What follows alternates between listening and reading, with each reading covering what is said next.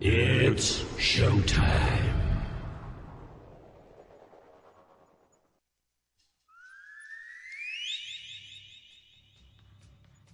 Okay, Tokyo, South America, Australia, France, Germany, UK, Africa. Here we go. Head on with Bob Kincaid. 3 hours of conversation, cussin' and a discussin' with America's only born and bred Southern liberal talk host. Head on with Bob Kincaid is brought to you each night by Coal River Mountain Watch. Coal River Mountain Watch invites you to become part of the solution, part of a sustainable future, part of the uprising against mountaintop removal. Coal River Mountain Watch, crmw.net. And now, from high in the hills of beautiful West Bicod, Virginia, here's Bob Kincaid on the Head On Radio Network. Well, howdy.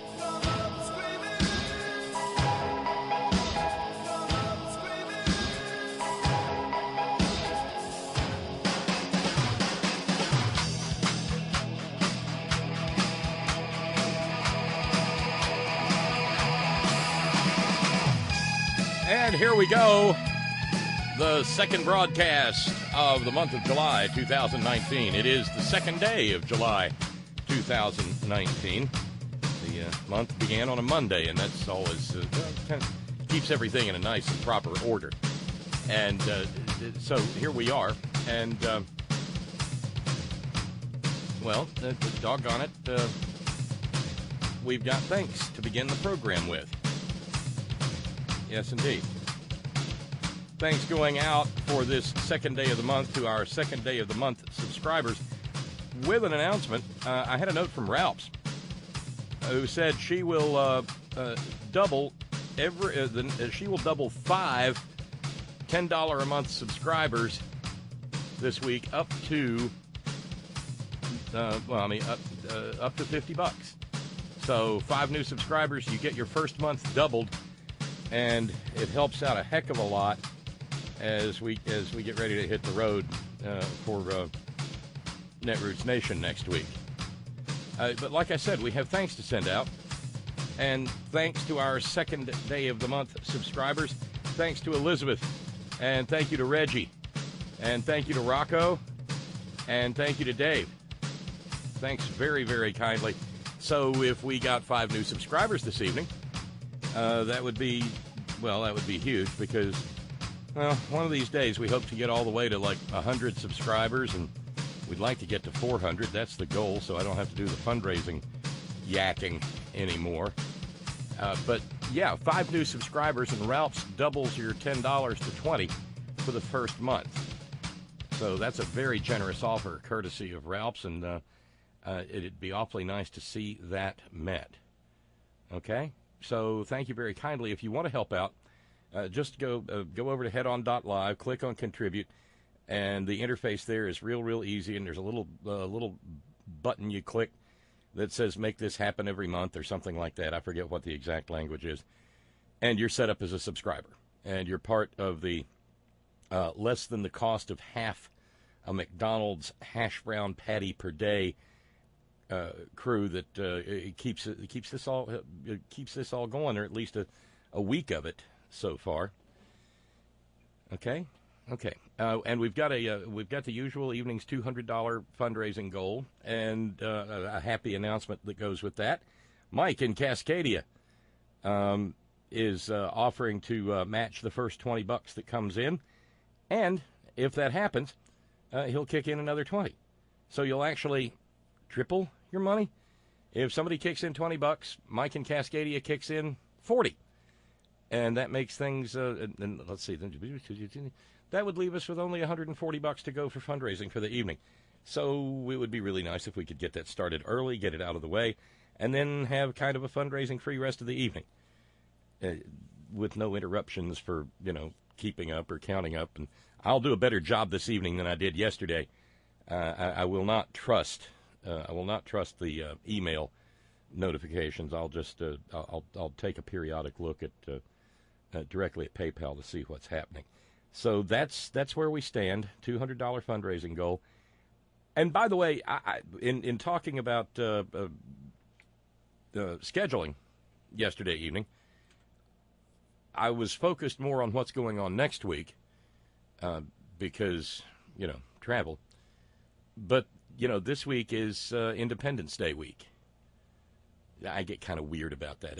I love this holiday because it is essentially secular and because it marks what was, after you filter out all the essential failings of the founders and the framers, a pretty momentous occasion on the world stage. And so Independence Day rolls around this Thursday. And I presume that all the other broadcasters will be taking the day or the night off. Of course, that doesn't happen here. So this program will be live Thursday evening, the 4th of July, and live for Friday on the Front Porch on the 5th of July. Because, I'm not part of the leisure class. We get together for our conversations because, they're pleasurable and informative, and hopefully contribute in some small way to a greater quantum of understanding of where we are, who we are, and how we got in this godforsaken mess. Okay, so that's most of the housekeeping. $200 to fundraise. Challenges on the table. New subscriber challenge from Ralph's, and a Let's Get This Started challenge from Mike in Cascadia. And so we're all we're ready to get rolling on Titanic Tuesday, Trump-tanic Tuesday. You may recall the origin of Titanic Tuesday comes from a long ago day now when a now long gone right-wing radio host in Beckley took a call from one of his mouth-walking, knuckle-breathing followers who asked him why there were seashells in the rock strata of West Virginia. Steve, why is there seashells in the rock strata of West Virginia? We ain't nowhere near the beach. I done seen them when I was down in the mines. And in his stentorian way, he replied, "Well, caller, that's because of the movement of the Titanic plates." By the way, one of the, if you were following the unwanted Ivanka hashtag yesterday, one of the better photoshops was the one where someone photoshopped Ivanka into the icy waters of the North Atlantic next to Jack and Rose at the end of Titanic. I still say there was room enough on that door for Jack, but Rose wasn't having none of it. So they put Ivanka in the water over there just beyond Jack, and it's funny. Good times. So we celebrate Titanic right-wing intellect on Tuesdays here, and let's start out with a note from Kyle in Kentucky Stan. I'd like to submit a Trump-tanic Tuesday nominee, my maggot father, who in the same rant claimed that it's okay for Megan Rapinoe to not want to go to the White House, just as it's okay for Tom Brady not to have gone to the White House. This is the only point at which he makes sense. Then turns around and says how politics and sports don't go together, and that both should have gone to the White House to respect the office of the presidency, especially Rapinoe, because she's representing the United States. He then goes on to talk about the cherished piece of cloth the right wing fetishizes over, and calls for civil war over Colin Kaepernick getting Nike to cancel a pair of flag shoes and pissing off half the country, completely and ironically missing the part of the flag code that says the flag should not be worn as apparel. All this over free speech he started out agreeing with is okay by him. Jesus. And what Kyle describes there sort of describes something many of us have dealt with or continue to deal with periodically. Namely, maggots in the family. And as we were discussing, Jim and I were talking about it, and Jim is sort of the inspiration for Titanic Tuesday, because he's the one who reported the entire Titanic plates transaction to begin with, and created the inspiration for Titanic Tuesday. But it's hard dealing with one's maggot relatives, and for some reason or other, I don't know what it is, because it's not limited. Once again, these things didn't begin with Trump, but there's something about buying into the authoritarian mindset of the right wing that says that you absolutely have to annoy people with your politics, and you can't just talk about nice things.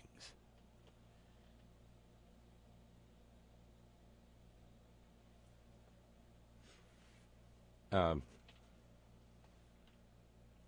it makes things weird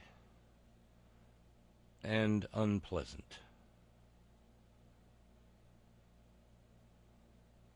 So you have my sympathy and the sympathy and the empathy, Kyle, of the extended Horn Family Community Congregation.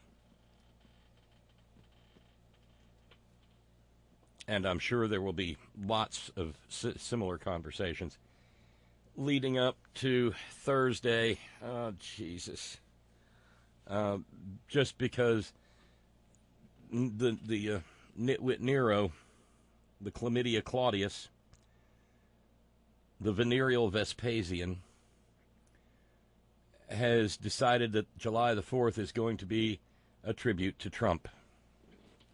I mean, he can call it what he wants to, but this is a decades-old celebration, the July the 4th celebration, and it has not been used as an opportunity for the President of the United States to harangue the country with visions of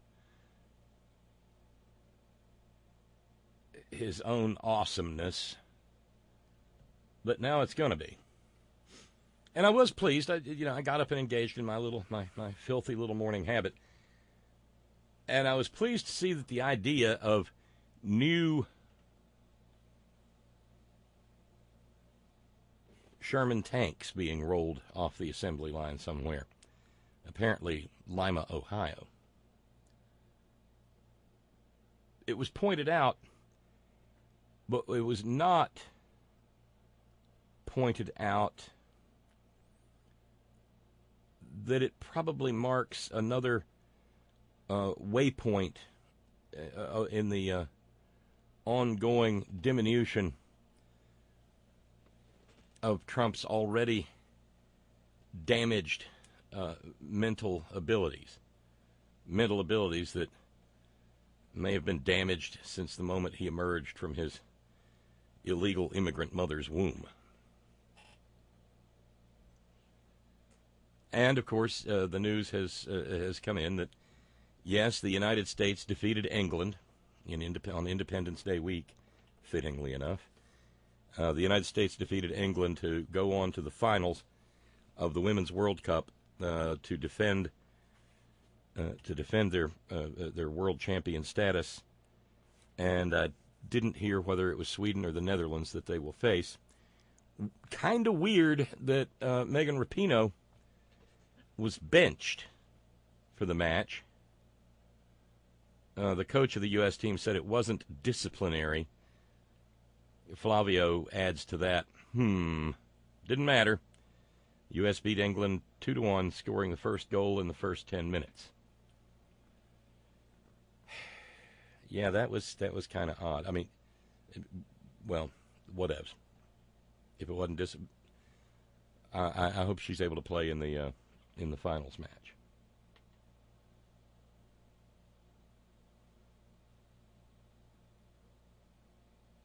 The things that cause controversy in this little community. Note coming in from James in Illinois. Back to Titanic. Subject line: Jack, more romantic. Being dead, he never got old and cranky, never cheated on Rose, never got fat. Yeah, definitely better dead. Romance through the haze of memory. Well, let the debate begin. Here we go. Because, sometimes you just have to argue about silly things, I think. Because there's so much heady stuff that swirls around us. Okay, well, there's the answer. Mike in Cascadia, author of the challenge that gets the program started this evening. Megan Rapinoe has a strained hamstring. Oh, that ain't necessarily good. Strained hammies don't. They take a little while healing. Hopefully she's spending the 72 or 96 hours or whatever in a hot tub or something and getting it. So get well soon, Megan. Waiting any. Did Trump tweet about that today? Jesus, that jackass. And speaking of the jackass in chief,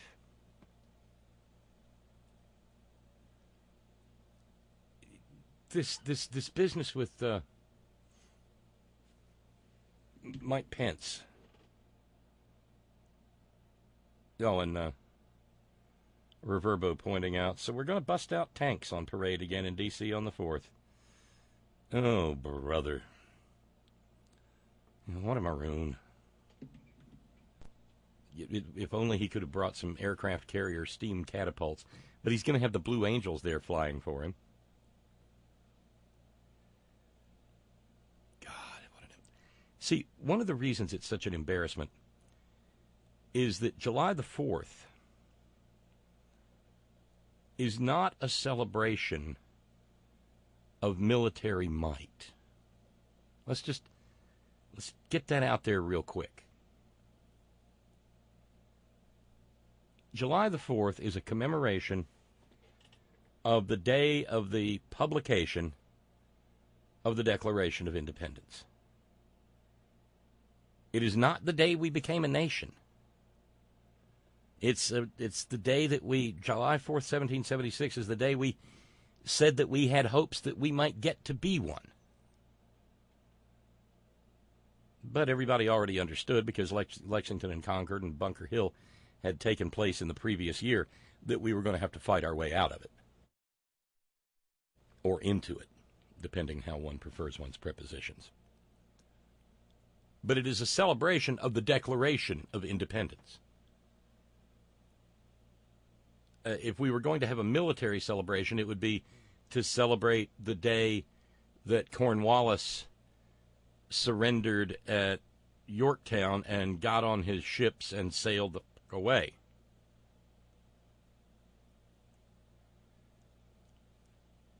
The 4th of July is, and this is another reason that I like it, a philosophical celebration. Memorial Day comes in May, and it ushers in the unofficial beginning of summer. And people generally use the long weekend to barbecue and go to the lake, go to the pool, go to the seashore, really have an extended enjoyment of warm weather. But it's supposed to be a solemn holiday in which we remember those who gave what Lincoln referred to as the last full measure of devotion. So it has a tinge of sadness around it. There is no such tinge of sadness around July the 4th. July the 4th is a celebration of the victory of the pen over the sword. So, philosophically, aesthetically, tanks, planes that carry bombs, soldiers carrying guns, missile launchers, armored personnel carriers have no business in the celebration. It is a celebration of the American people saying, we seek to be what we are without the force of arms.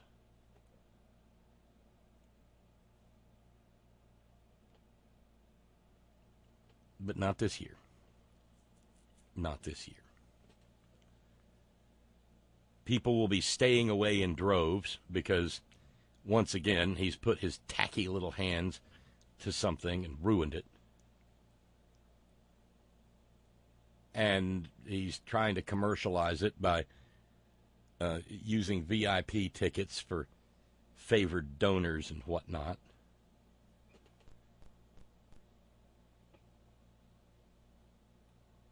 Steve in New York, tanks on the 4th.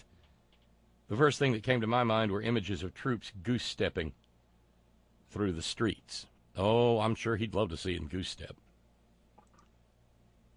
Adding, in regard to the right-wing mind, Steve says, I'd like to ask a question.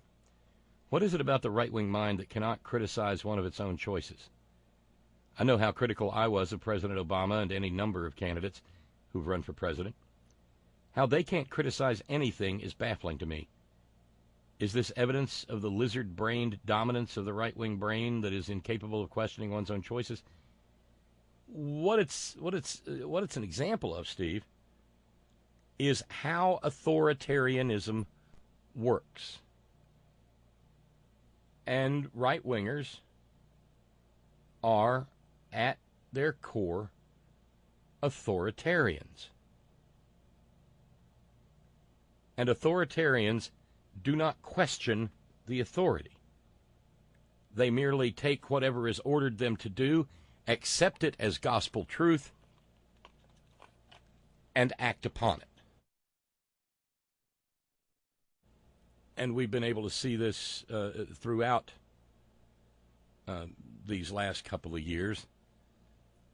The maggots do whatever it is that Julius Geezer tells them to do.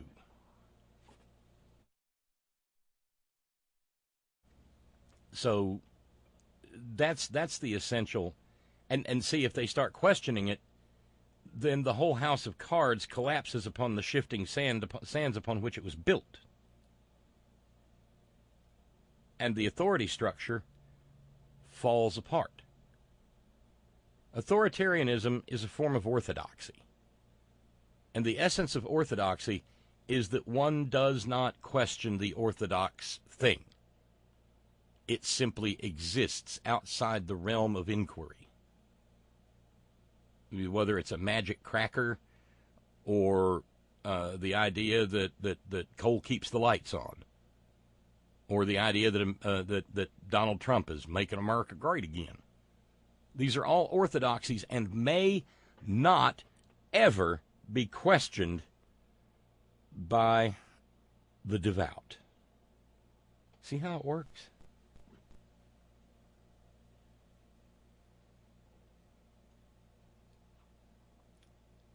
Steve says, I'll bet he's doing the speech at the Lincoln Memorial so that he can claim he has the largest crowd for any such gathering because nobody's ever done it, and there's nothing to compare the crowds to.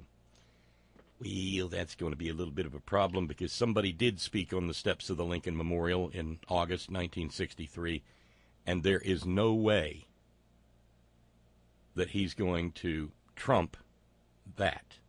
Speaking, of course, of Dr. King's I Have a Dream speech, which is, in fact, probably why he wants to do it at the Lincoln Memorial, because he wants, as with everything, he wants to erase some achievement by African Americans.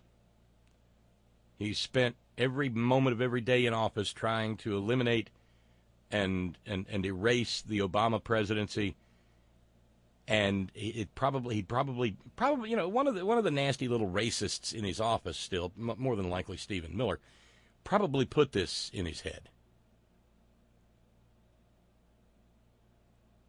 Oh, sir, you know, if you do this, you'll have a huge crowd, and you can say that you had you drew a bigger crowd than that Martin Luther King did. I wish my brain didn't work that way, but my brain has to go that way because that way is the direction in which this country has gone.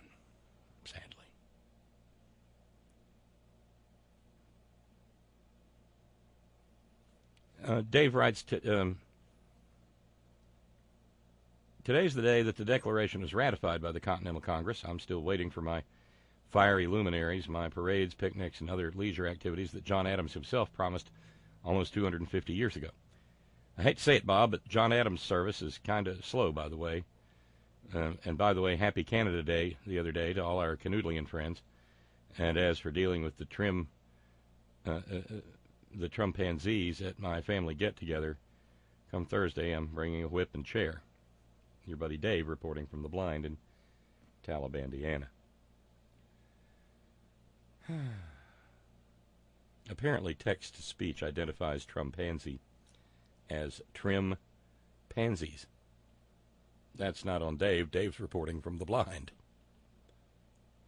Trumpanzees becomes trim pansies. Yeah, thanks, Siri, or whoever you are. That may become a thing here. The trim pansies. Yep, let the conversation begin. Ron in Raleigh says, I never saw Titanic. I already knew how the story ended. Seemed to be a waste of time and money. Plus, there were no black people. No, most assuredly we're not. Ron adds, I learned more. My feelings on the 4th of July lean more toward Frederick Douglass. I'm sure you know what I mean. Well, yeah, and that's what I was talking about, the imperfections that are inherent in the founding of this country. Precisely.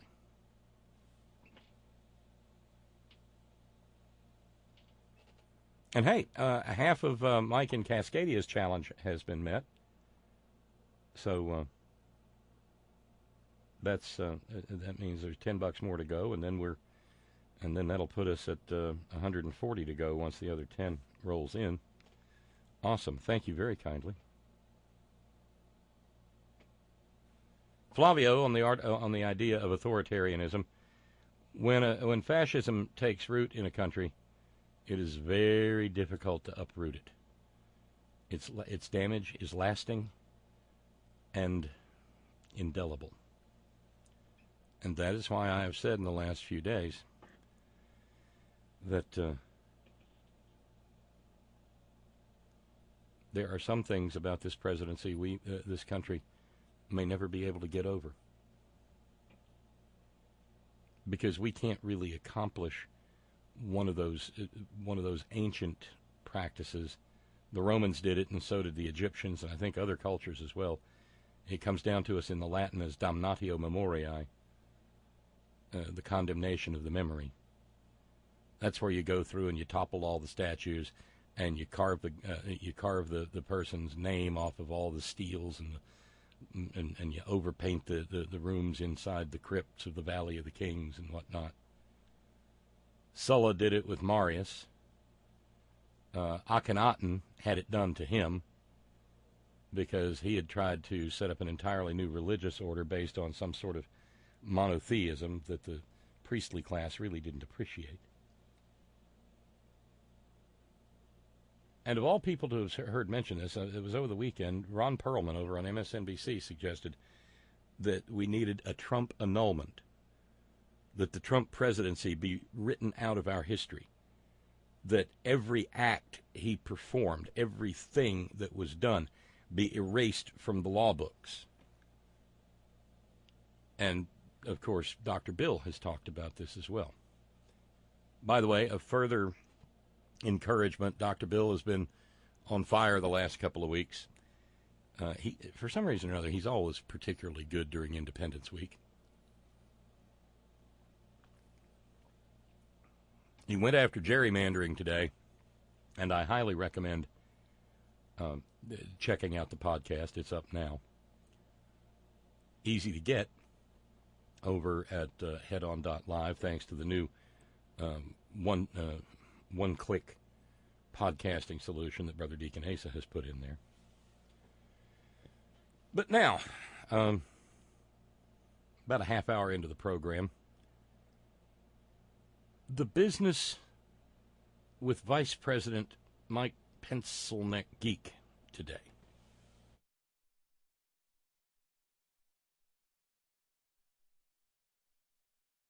Do you remember the chaos that attended the near assassination of old 666 himself, Ronald Wilson Reagan? People running around saying, "I'm in charge here," when the 25th Amendment made clear what the line of succession was. And later on, he would go in for a colonoscopy and have some more rotting polyps pulled out of his bowel. And during the time that he was under anesthesia and dreaming of the good old days when he was a B Hollywood actor and shared screen time with chimpanzees, it was understood that the acting president of the United States was George H.W. Bush. And here's the thing. We didn't make a secret out of it. I mean, we didn't put it up in banner headlines or anything, but it was just how things worked. So there would be an announcement that George H.W. Bush would be acting president of the United States during the time in which Ronald Wilson Reagan, old 666 himself, was not of his right mind, or in his right mind.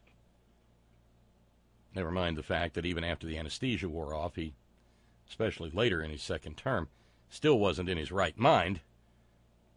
But we maintained the fiction that he was, and we made a public announcement that, well, George H.W. Bush will be the acting president until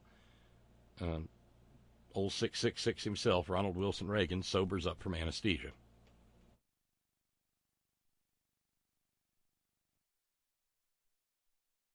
Thank you. The ad hoc research department of the Horn Family Community Congregation comes through. It was Alexander Haig, Randy in PA reminds us, who said he was in charge when he wasn't. And it was an attempted assassination. Yep, Al Haig. Yeah, I'm in charge here.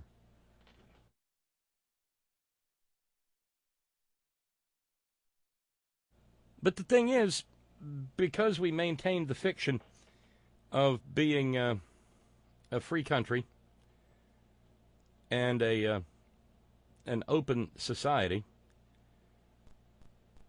there was no mystery about it.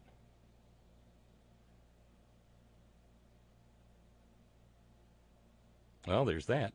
And that's another form of damnatio memoriae. Jim suggests make Trump a non-person a la Soviet style. Just didn't exist. Gone like that. But something weird happened today. And I don't know, even now, if we fully understand what it was.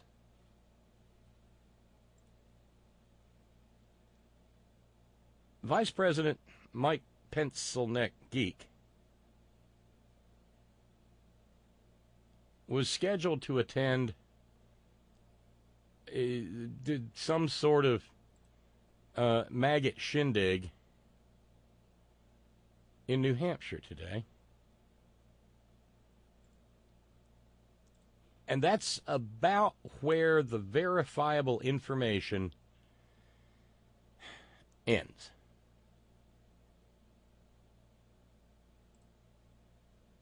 Because after that, it was reported that he had been called back to Washington. I mean, this is weird, like it was weird back when you wouldn't see a Soviet leader for 5 or 6 weeks, and the TASS and Pravda and Izvestia would put out there that the dear leader was relaxing at his dacha. Mm-hmm.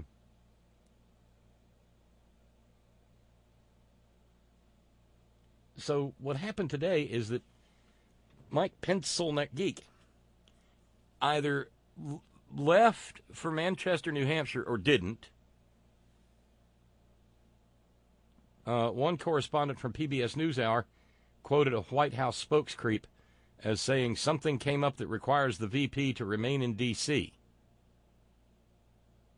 The office of the vice president told Reuters, the vice president was called back to the White House, but there's no cause for alarm, and we'll reschedule the trip soon. And unless the Horn Ad Hoc Research Department has something new in the way of a breaking explanation, as of airtime, I still wasn't able to find one.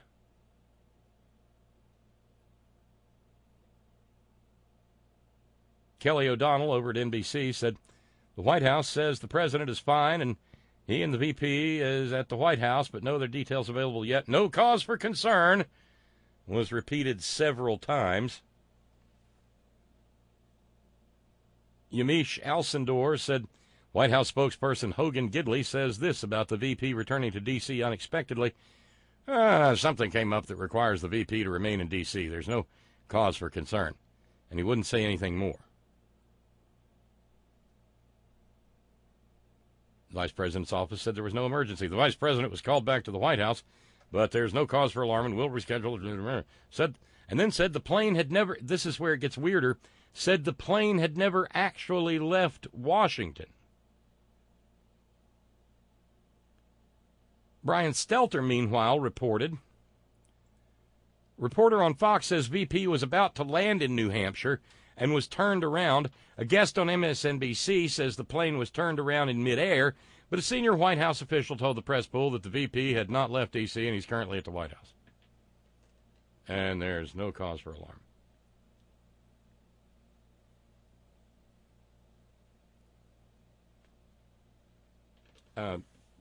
A person by the name of Max Burns pointed out the obvious.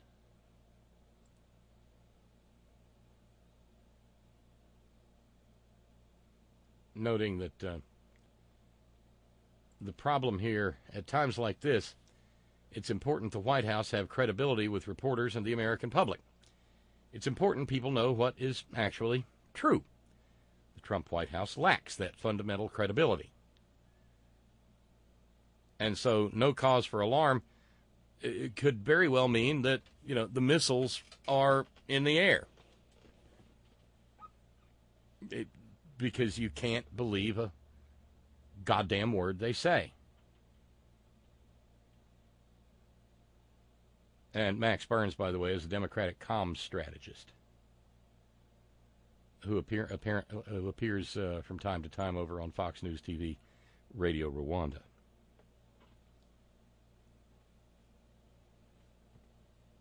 So what the hell was that?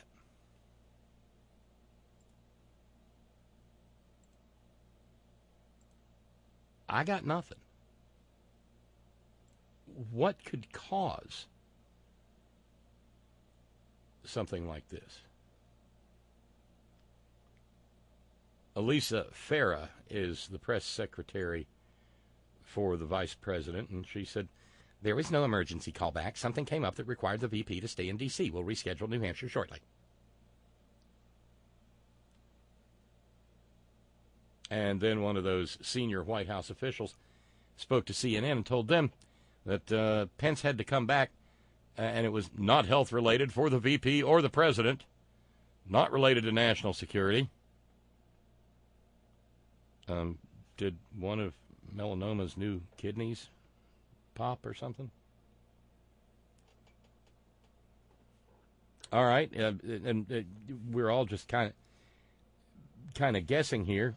Sparky says maybe Trump wants to replace him with an acting VP.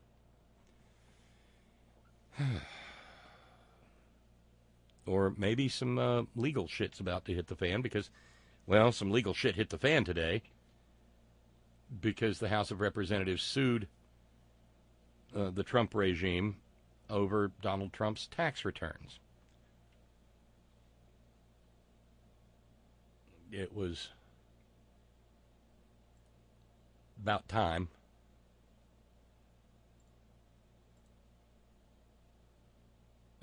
More particularly, the House Ways and Means Committee filed suit against the Trump regime. Dan Kildee is on Ways and Means, and he showed up to explain it all to Wolf Blitzer. Take it away, Wolf. Why is it just too late? Wolf. Lauren Fox up on Capitol Hill. Thank you. Joining us now, a member of the Ways and Means Committee, Democratic Congressman Dan Kildee of Michigan. Congressman.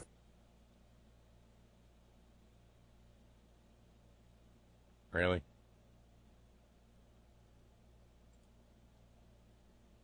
Thanks so much for joining us. As you know, the lawsuit accuses the Treasury Secretary, the IRS Commissioner, of what they call an extraordinary attack on the authority of Congress. Explain your committee's argument in this suit. Well, the argument's actually pretty simple. One hopes.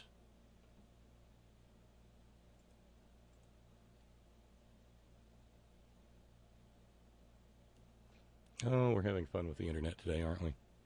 Section 6103 of the tax code says that the chairman of the Ways and Means Committee can ask for a tax return, and it shall be delivered to the chairman. It doesn't say unless it's the president. It doesn't say unless the president is uncomfortable with delivering that particular tax return. The law is very clear. It's intended for a specific purpose, to allow the Congress to play its necessary constitutionally mandated role to provide oversight and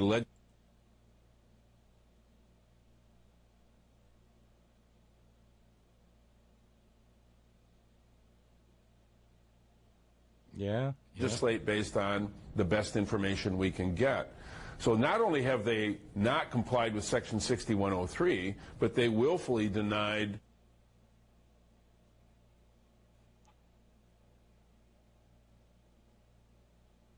a subpoena, a legally issued subpoena that they should have answered. They are trying to create new law and say that the administration does not have to answer to anybody, and obviously we think that's wrong. Yeah, obviously. Of course, we talked about Section 6103. It says shall. Representative Kildee is correct. It doesn't say unless the president's having a bad day or unless the president is a petty grifter who has spent his entire miserable, misbegotten existence running financial scams to rip off all and sundry. No.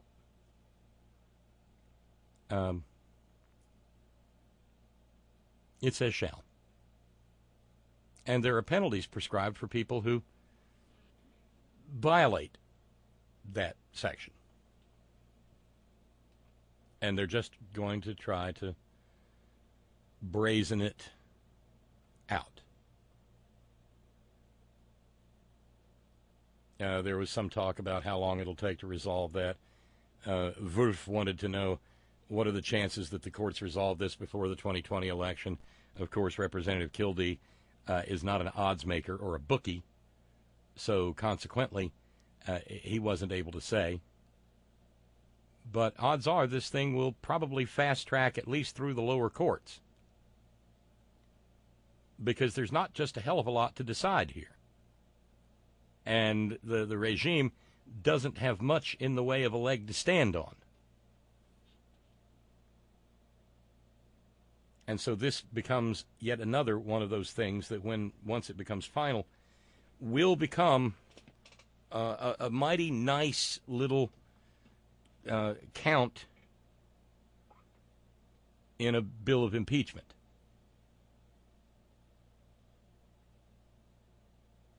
But further proof of the lawlessness of this petty grifter who,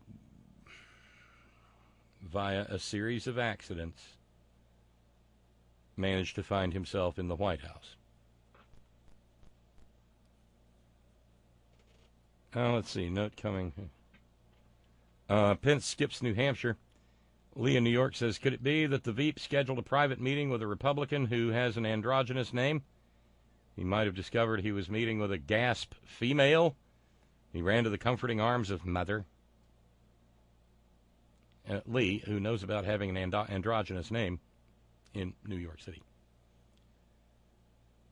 Well, that would probably be the funniest result. Or the fact that he had been hoodooed into attending a meeting of the log cabin Republicans in New Hampshire. That would be equally hilarious. But the larger problem is that we have now entered one of those twilight worlds where, okay, so a lot of people don't trust the government on big stuff. And God knows we've got we've got anti-vaxxers, and we've got chemtrailers and flat earthers and any number of. We got enough problems as it is.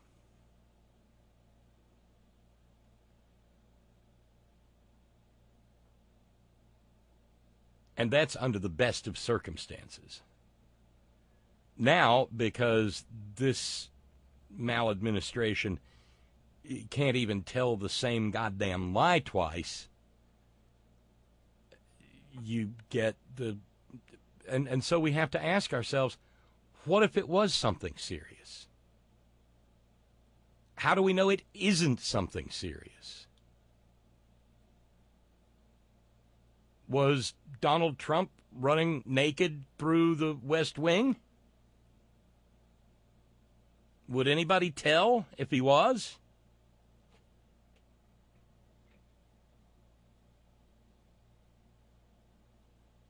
We have no way of knowing, because the lies have come so fast and so frequently that it's anybody's guess what the truth is. And that, again, is another one of those tactics that is put to good use in primarily in totalitarian, authoritarian states. I don't know if you saw it, but there was a side-by-side comparison. I put it on my timeline on Twitter that came from The Daily Show, comparing various people on Fox News TV Radio Rwanda to the propaganda news anchor lady on TV, on Good Morning Pyongyang. And the language is almost identical between state TV in North Korea and the glowing language used by Fox News TV Radio Rwanda to describe Donald Trump here in the United States.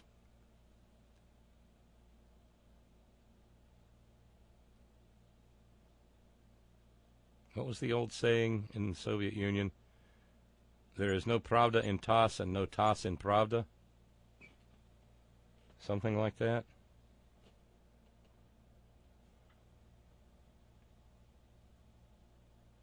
Steve in New York said, I figured it was because Trump needed someone to tie his shoes. You know, when you say things, well, you know, it doesn't have anything to do with the health of the vice president or the president.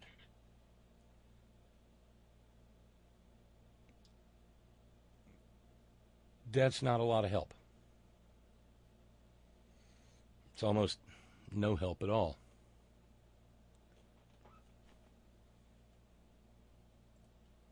And so we're down the authoritarian rabbit hole.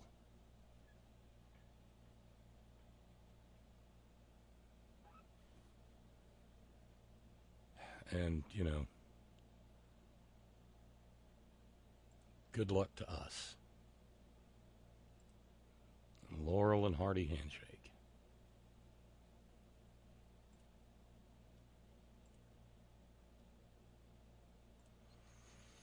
Wow.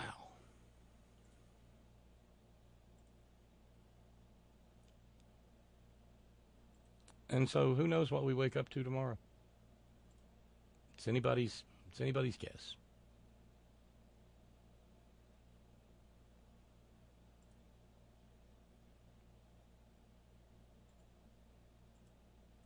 The other thing I noticed by the time I woke up this morning and engaged in my filthy little habit was that the ProPublica story that we dealt with last night regarding the ongoing horrors in our concentration camps and the online behavior of verified members of the Border Patrol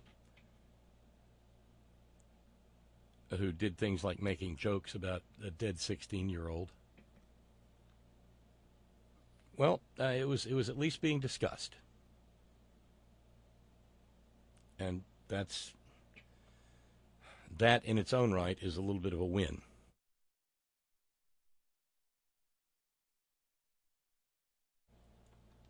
And just a gentle reminder that now that we are using concentration camps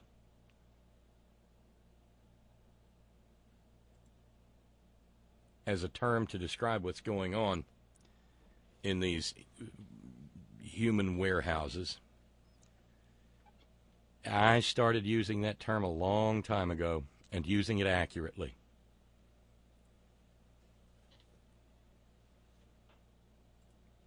So, once again, we stay pretty well ahead of the curve here.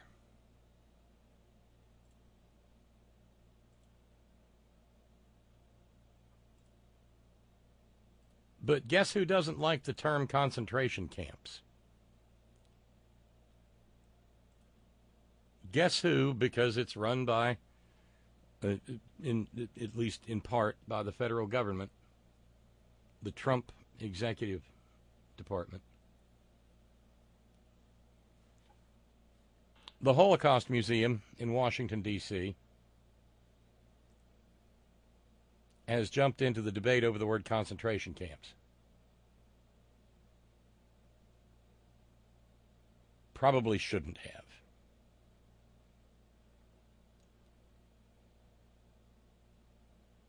The museum jumped in alongside Liz Cheney and issued a statement saying that the Holocaust Museum in the United States, quote, unequivocally rejects efforts to create analogies between the Holocaust and other events, whether historical or contemporary.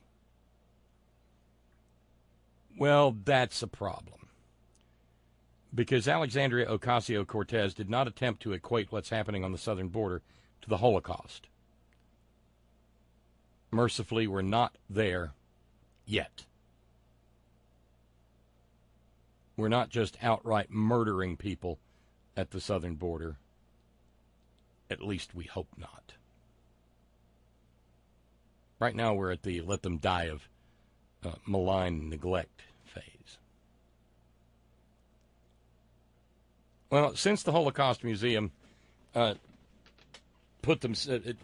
betrayed themselves as being pro-fascist, at least in the United States, some 400 or more scholars, historians, sociologists, what have you, have signed off on a rebuke of the Holocaust Museum. Moshe Temkin of Harvard University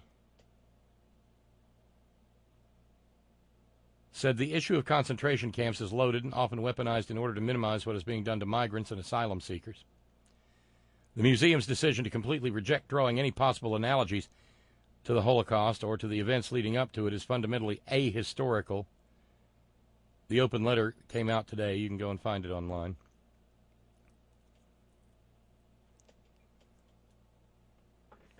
Because even in Nazi Germany, one did not have to be Jewish to find oneself in a concentration camp. That's what the pink triangle was for. Homosexual men, people with birth abnormalities, developmental delay, also found their way into the concentration camps. And the Germans were not the only ones ever to build a concentration camp. And the Holocaust Museum does a profound disservice to every tormented group of people on this planet when they insist that only things done by Nazi Germany can ever have those words used in reference to them. I mean, does the same apply to the word gulag?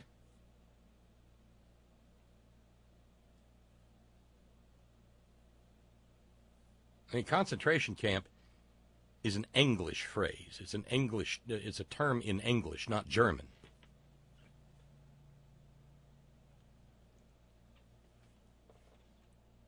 And this is really quite disgusting on the part of the Holocaust Museum. The scholars signing the open letter said that the United States Holocaust Memorial Museum is taking a radical position that is far removed from the mainstream scholarship on the Holocaust and genocide, and it makes learning from the past almost impossible when they say that only Germans can have concentration camps, and only Germans between 1933 and 1945.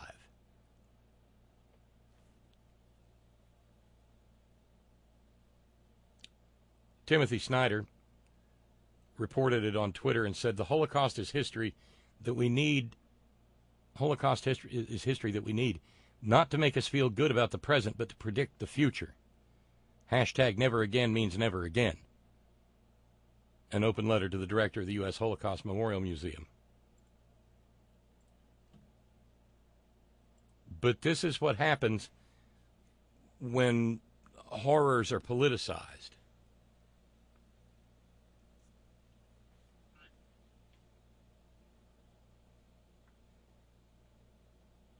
nybooks.com is where you can go and find the letter. It's not particularly lengthy.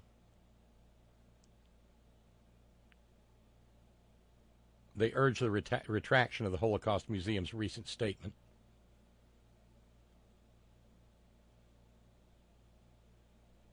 They say the museum's decision to completely reject drawing any possible analogies to the Holocaust, well, it's fundamentally ahistorical.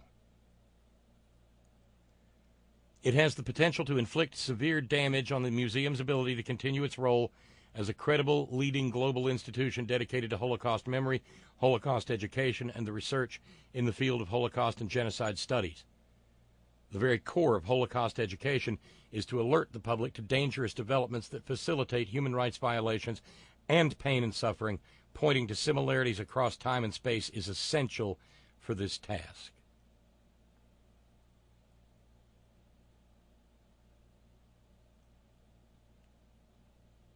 We consider it essential that the United States Holocaust Memorial Museum reverse its position on careful historical analysis and comparison. We hope the museum continues to help scholars establish the Holocaust's significance as an event from which the world must continue to learn. And the list is long and deep and broad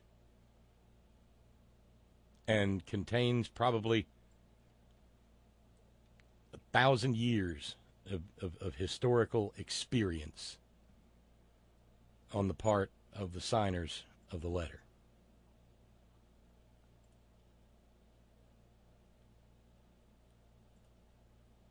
Meanwhile, of course, the chorus of hatred for Alexandria Ocasio-Cortez,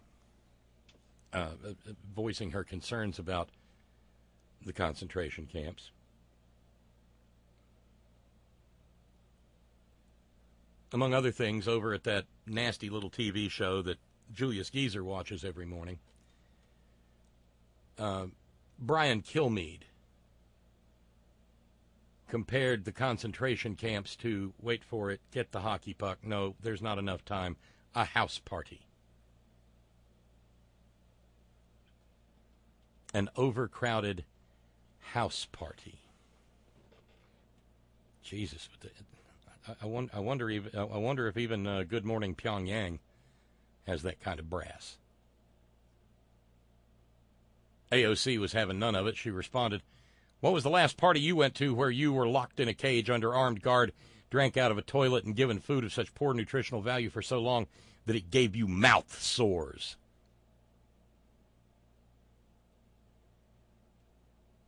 You know this is bad for the regime because one woman, and I can't remember her name, but she's the same woman from the Washington Examiner, I think, who promulgated the prayer rugs found at the border. Muslims are sneaking in.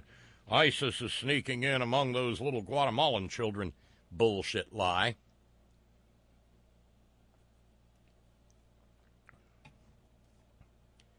It said that AOC refused the tours. No, she just got in and decided she would go and poke around and see for herself instead of being given a sanitized version of the horrors that yawn open daily in those concentration camps.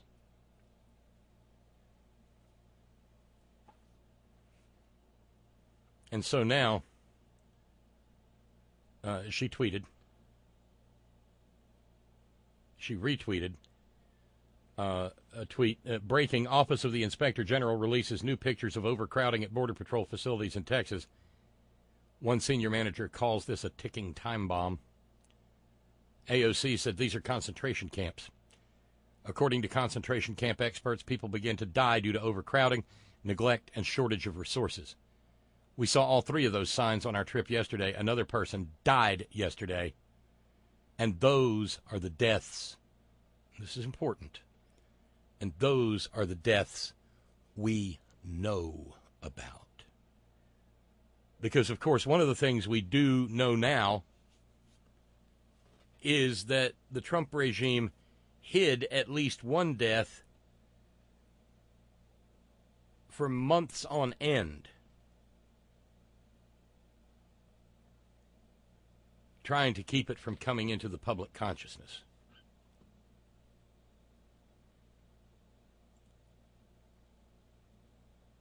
At least in the aftermath of the Third Reich, we had the Nuremberg war crimes trials with Supreme Court Justice Robert Jackson serving as a prosecutor, stating, "We do not punish them because they lost the war, but because they started it." Is there any hope that there will ever be accountability for what was done here?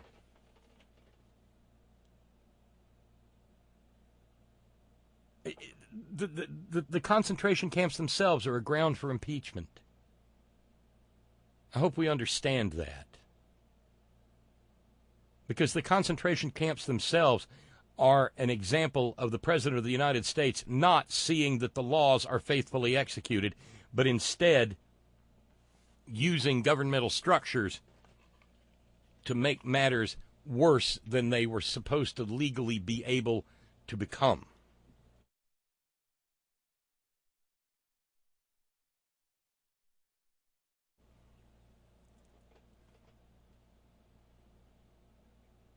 So we wait and we wonder. Lee, going back to Mike Pence, ilneck Geek. Other reasons for Pence to stay: last-minute upgrades to Trump's party on Thursday, fear of getting bad news in New Hampshire, mother would not sign the permission slip, found out that he would not meet the royal family in New England, discovered that New Hampshire is not deep red. One more, and this is just an attempt by certain people to figure out what else was going on today that might make people very nervous. It was reported earlier today, and before the callback, that 14 Russian military officers and troops died in a submarine fire. And Vlad Putin canceled a meeting and instead met with his defense minister.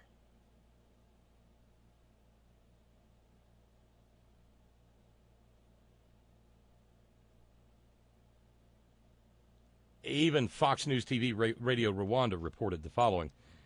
Vice President Pence's abrupt decision Tuesday to abandon plans to fly to New Hampshire for an opioid event. An opioid event?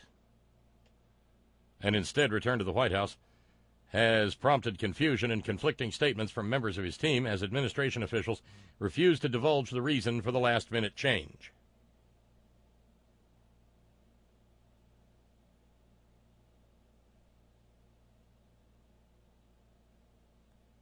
It just gets weirder and weirder and weirder. One individual pointing out, here's the thing. When you lie as often as you breathe, we don't believe you.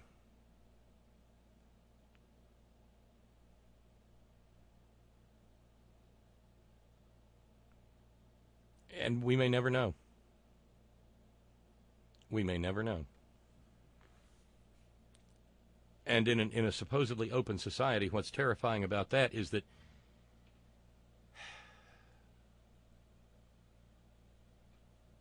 we may never know what we never knew. I know, just chew on that one for a minute.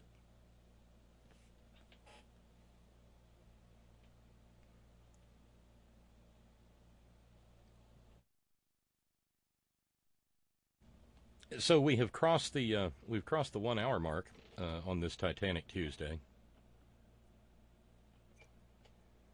We still need to raise $10 in order to meet Mike in Cascadia's challenge. We need 5 new subscribers in order to qualify for Ralph's challenge. Ralph's will happily double 5 $10 a month subscribers' first month's subscription from $10 to $20 for 5 people. Don't everybody run out and do that at once. But we got $200 to raise. And it's a little sweaty because, a little nerve-wracking because, well, there's travel to be done next week. But the bills still have to be paid.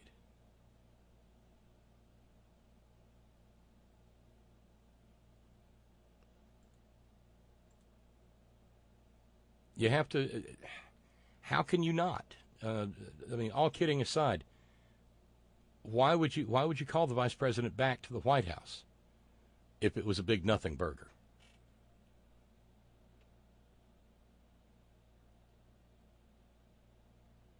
Over on in the Washington Post today, they reported that that the president threw a Trumper tantrum when his advisors tried to explain problems with drug prices.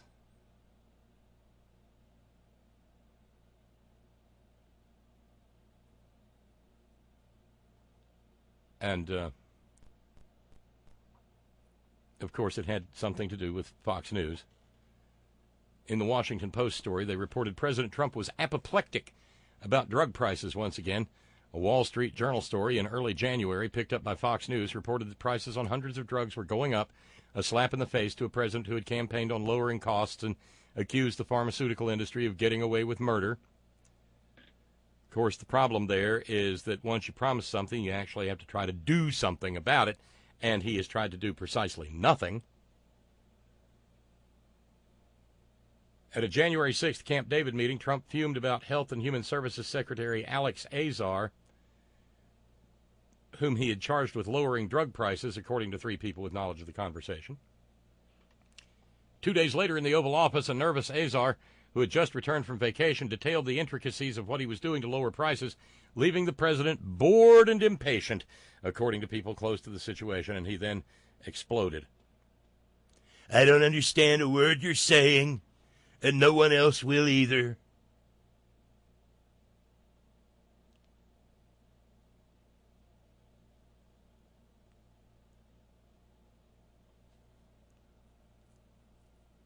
Meanwhile, one of those 150-some-odd bills that have been passed by the House of Representatives, working their ass off, is well,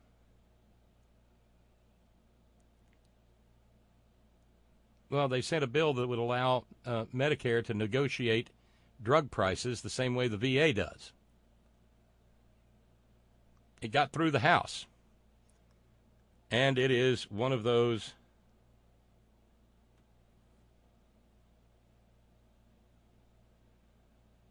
like I said, 150 some odd bills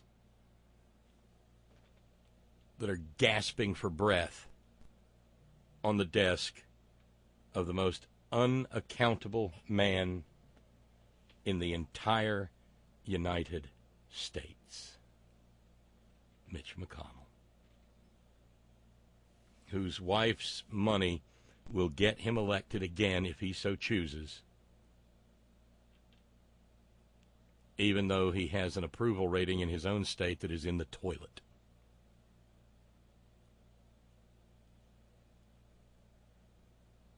Wow. But he's likely, the only part of his job he likes is going out and doing the pro wrestling part.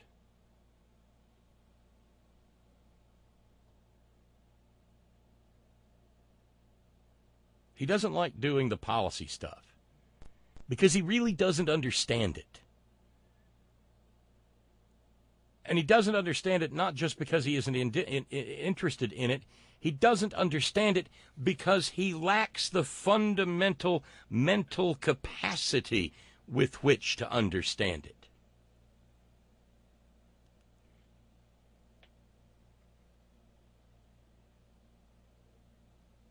And so there he is, and here we are. And he does not have the stones to stand up to Mitch McConnell. Jesus Christ! If you were too much of a chicken shit to even show up for your draft board physical, you're not exactly going to go toe to toe with chinless Mitch.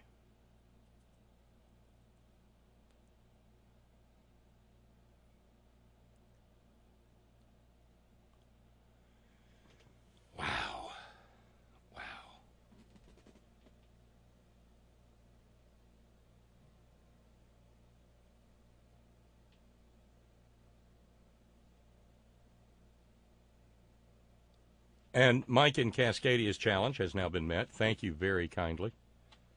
Anonymous persons and Glenn, thank you very much. So that means we got $130 to go to stay even with the second day of July. And 5 new subscriptions get doubled, remember. Okay? God, I hate interrupting the flow of...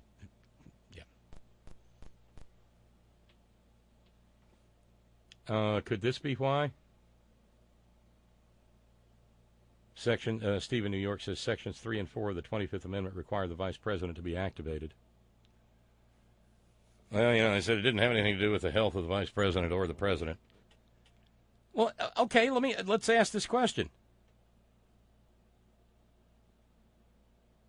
Hey, thank you, Jason. Thank you very kindly, Jason, for jumping in.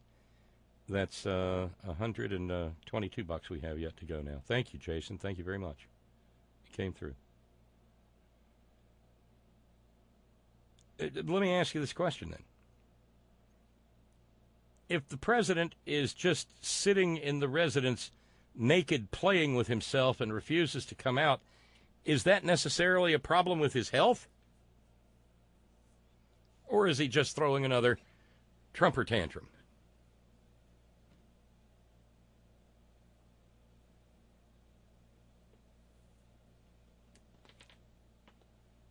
Alice, we are definitely down the rabbit hole.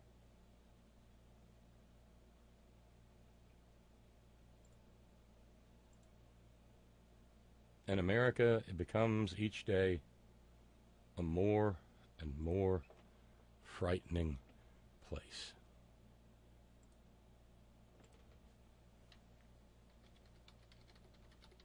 But hey, it's a Tuesday. And that means we've got the Green News Report via Brad Friedman and Desi Doyen. You know how much I enjoy that. And like I said, I'll be doing the program Thursday. But Brad and Desi did send around a note saying they wouldn't. And there wouldn't be a Green News Report. And you know what? Cool. Enjoy. And who knows? Maybe a lot of people will, maybe I'll be just talking to an empty microphone, but maybe, hey, here's an idea for anybody who's interested. What about maybe, say, we do an Independence Day on the front porch on Thursday and then regular Friday on the front porch Friday? For those of us who are not out watching fireworks. Of course, this time of year, the fireworks don't really get started until like 10 o'clock at night anyway. So maybe share your thoughts as to whether you'd like to do something like that. Jesus, the internet is slow here this evening.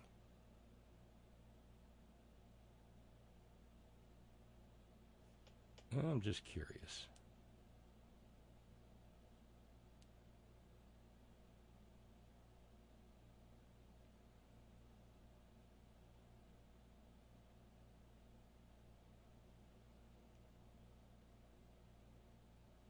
Well, we'll have the Green News Report one of these days.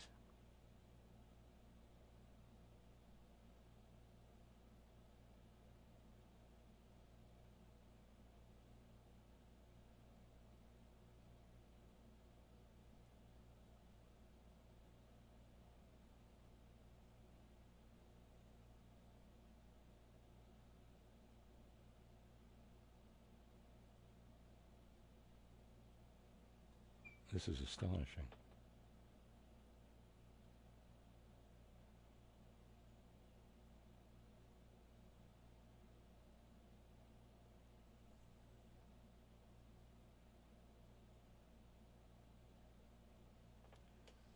Huh. So, yeah.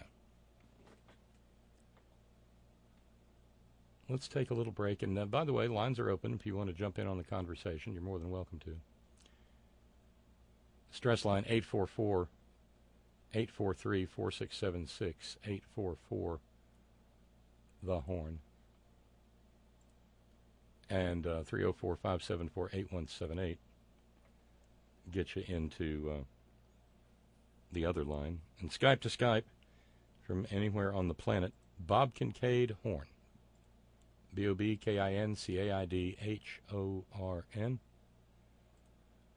And that'll get us into the conversation radio aspect of the program. Yeah. Jesus. I think all these years of covering Trump is making my brain mush. Anyway, Brad and Desi, Green News.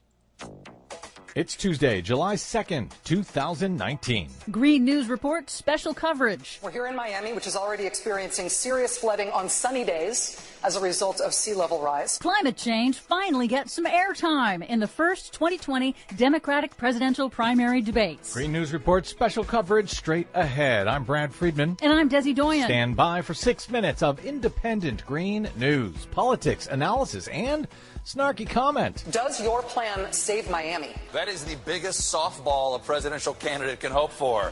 I don't care what anyone says. I believe the people of this great city should not drown. This is your Green News Report.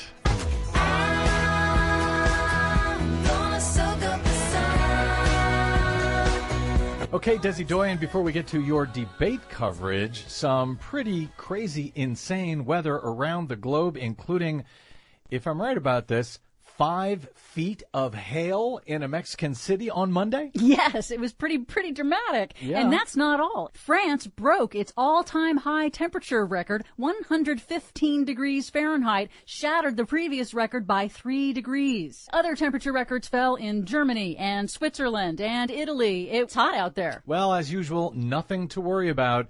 The Democrats have it all covered, apparently, according to their first presidential debate of the 2020 presidential season. Yes, it was good timing for man-made climate change to finally get some airtime in a presidential debate. Some, not much. No, it only got about 15 minutes total over those 2 nights at the debates in Miami, so viewers didn't really get any details on how the candidates proposed to address one of the most consequential and complex issues that all future presidents will face. All of the candidates accept the science of climate change and the necessity of climate action, but their plans do differ on specifics, speed, and scope. All would rejoin the United Nations Paris Climate Agreement, from which President Trump plans to withdraw. Some used climate change to attack Trump. Here's California Senator Kamala Harris. I don't even call it climate change. It's a climate crisis. It represents an existential threat to us as a species. And the fact that we have a president of the United States who has embraced science fiction over science fact will be to our collective peril. And here's Vermont Senator Bernie Sanders. What the President of the United States should do is not deny the reality of climate change, but tell the rest of the world that instead of spending $1.5 trillion on weapons of destruction, let us get together for the common enemy. And that is to transform the world's energy system away from fossil fuel to energy efficiency and sustainable energy. Former Colorado Governor John Hickenlooper used his time to dismiss the Green New Deal resolution in the House of Representatives that seeks to create jobs by building infrastructure and addressing environmental injustice. Republicans have attacked the Green New Deal as socialism. The bottom line is, if we don't clearly define that we are not socialists, the Republicans are going to come at us every way they can and call us socialists. We can't promise every American a government job. We should note that Hickenlooper, as governor of Colorado, was a big supporter of the fossil fuel industry and helped promote fracking around the state. Other candidates mentioned specific policies. Both former Maryland Congressman John Delaney and Mayor Pete Buttigieg of South Bend, Indiana, called for a carbon tax with a dividend that returns all of the revenue directly to households. Here's Buttigieg. We need aggressive and ambitious measures. That's why we need to do a carbon tax and dividend. But I would propose we do it in a way that is rebated out to the American people in a progressive fashion so that most Americans are made more than whole. Former Vice President Joe Biden called for massive investments in research and development and called for building out an electric vehicle charging network. I would immediately insist that we, in fact, build 500,000 recharging stations throughout the United States of America so that we can go to a full electric vehicle future. Washington State Governor Jay Inslee and Senator Elizabeth Warren of Massachusetts both focused on the economic benefits of transitioning away from fossil fuels. Here's Governor Inslee, who has focused his entire presidential campaign on combating climate change. We know that we can put millions of people to work in the clean energy jobs of the future. And then we can do what America always does, lead the world and invent the future and put people to work. Senator Warren focused on exporting U.S. clean energy technology to the world. There's going to be a worldwide need for green technology, ways to clean up the air, ways to clean up the water. There's a $23 trillion market coming for green products. We should be the leaders and the owners, and we should have that 1.2 million manufacturing jobs here in America. Well, I'll tell you, that sounded as much not like a Republican debate as pretty much anything I've ever heard. Yes, I would agree. Nice to hear them talk about some of these things. They could use a lot more time, however, to talk about their very specific plans that many of them have. Yes, and help the public to understand what they're all talking about. Activist groups have succeeded in pushing the Democratic National Committee to schedule a vote at their next meeting in August about whether they will hold a debate specifically focused on climate change. So that could still happen. Could still. For much more on the debate and all of the stories we couldn't cover because of it, check out our website at greennews.bradblog.com. Find, follow, and share us planet-wide on the Facebooks and the Twitters at Green News Report. I'm Brad Friedman. And I'm Desi Doyen. And this has been your Green News Report. Baby, if I could change the world.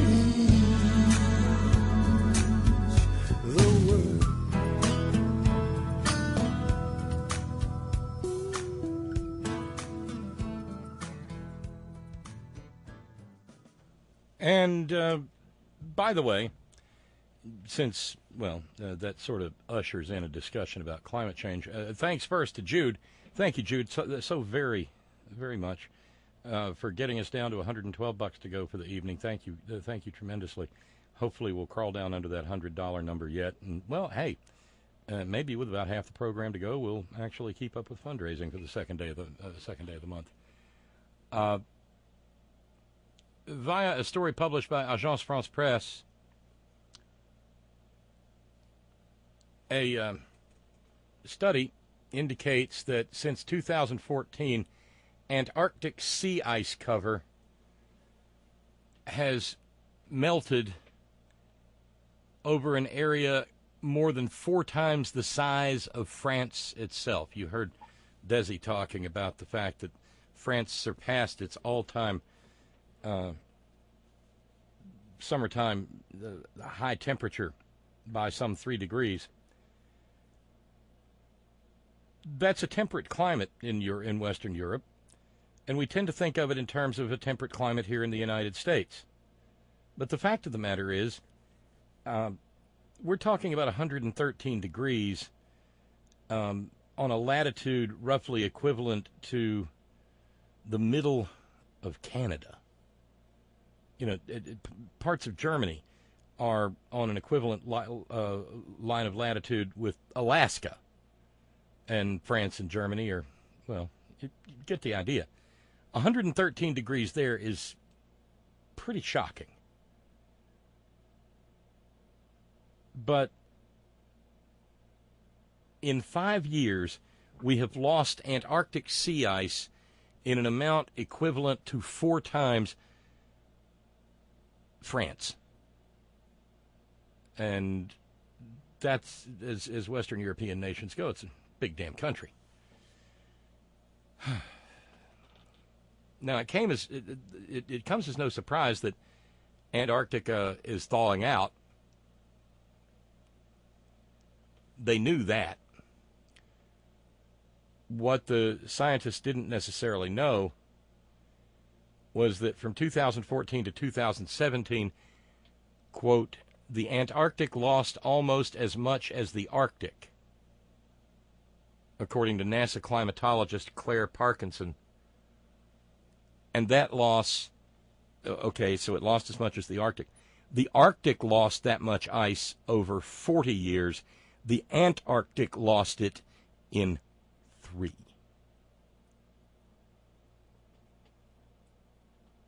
The sea ice cover in Antarctica has receded by some 2 million square kilometers. And that's the part the scientists don't necessarily understand. NASA's Claire Parkinson said it went from its 40-year high in 2014 all the way down to 2017 to its 40-year low.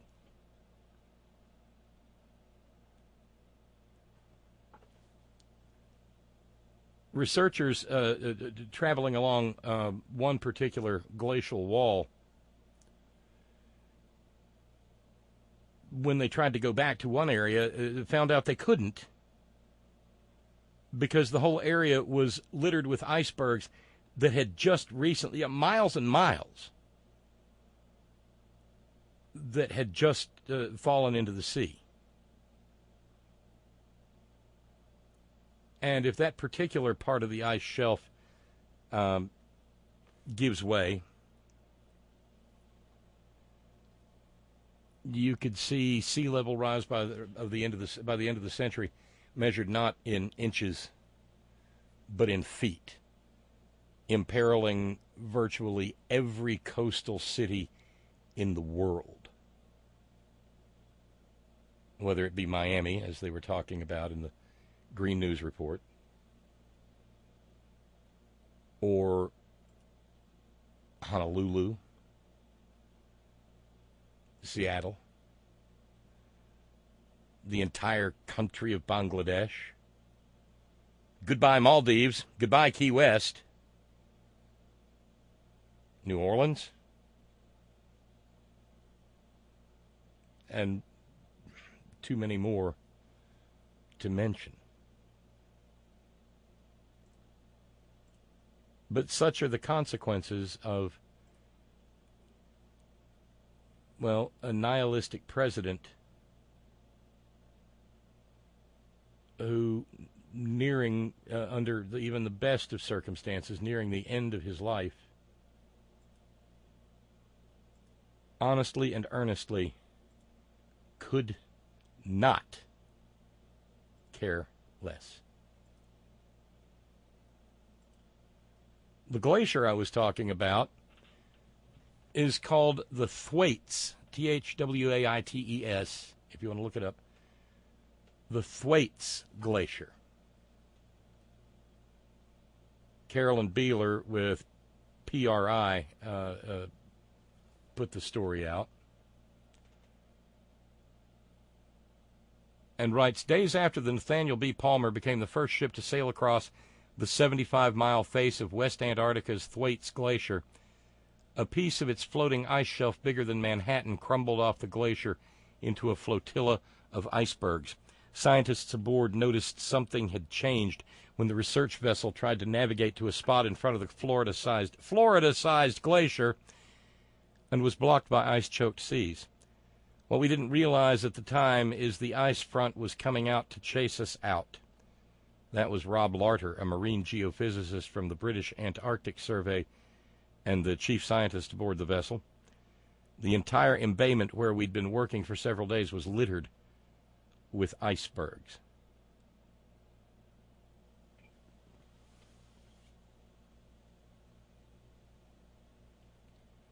Littered with icebergs. An appropriate story for Titanic Tuesday, when we at least take passing note of Republicans who, figuratively facing an iceberg, yell full steam ahead. Well, at this point, this isn't really figurative anymore. What it boils down to is a 20-mile stretch of Thwaites Glacier fractured into mile-long icebergs that were being blown out into the bay in front of Thwaites Glacier.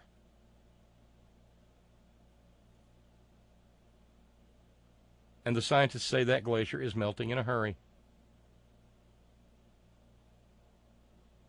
And when I said sea level rise measured not in inches but in feet, Thwaites Glacier is melting fast, and scientists fear its collapse could one day destabilize surrounding glaciers and eventually trigger up to 11 feet of global sea level rise.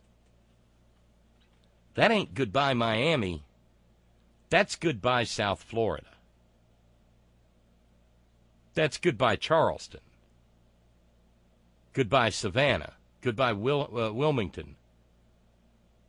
That's water running up estuaries to Philadelphia and Washington, D.C. Goodbye Boston. Goodbye New York City.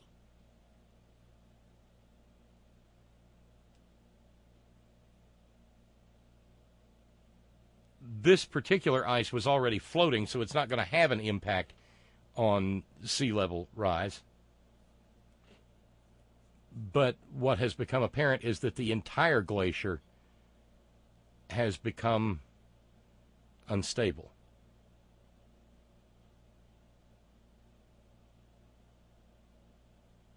And that ice shelf is the linchpin to the entire glacial field. And if it goes, well, already there's very little real ice shelf left in the western end of that glacier. It has become instead a slushy mix of icebergs and other floating bits of ice formed as the ice front itself crumbles. And so they'll be there next year, next summer as well.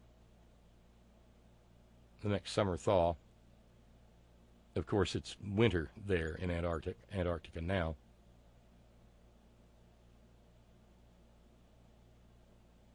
But, you know, come January, they'll be there to see if more of it goes.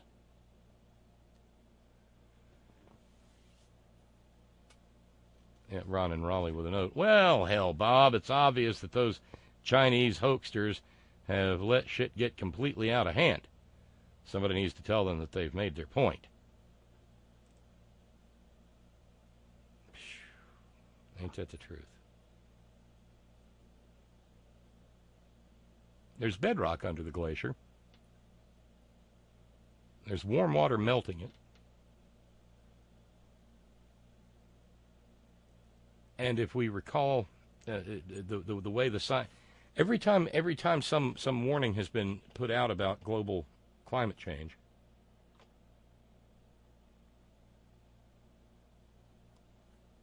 we found out later that it was worse. Because in an effort not to trigger a backlash of accusations of hysteria, they underestimate the numbers every time, and we find out eventually that it was worse than we thought. Just like the report that came out in November about 2029, and we may have already passed the point that they were talking about in 2029. But it's an existential issue, and do you just quit, or do you do everything you possibly can to survive? I'm part of the do everything you can to survive camp. Because I'm just awfully damn fond of us as a species.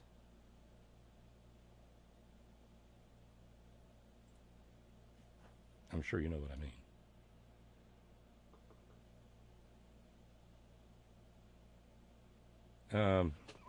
Sparky asks, what about this story, Bob? It's over on the other computer, so I'm having a hard time getting to it. It's just because of the way the studio's set up here.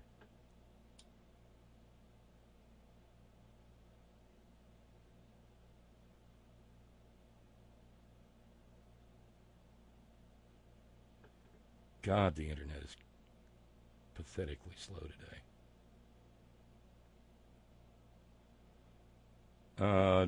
D.C. politics, Democrats running out of options to stop Trump from moving to USDA offices.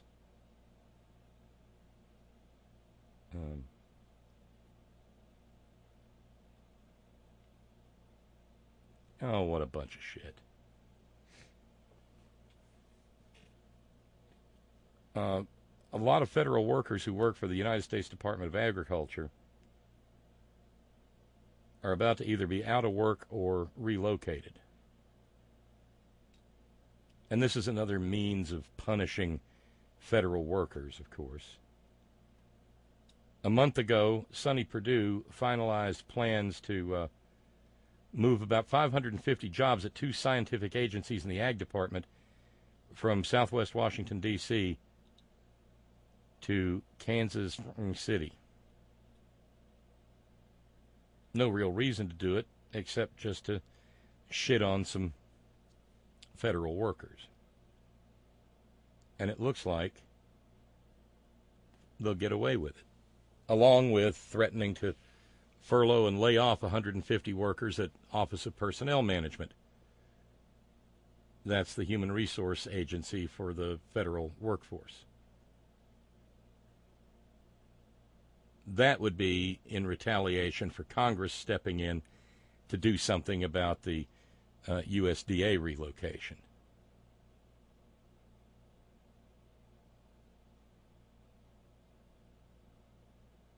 Oh, for pity's sakes. The maggots say, we want to save us some taxpayer money and have some of them good federal jobs outside the Beltway.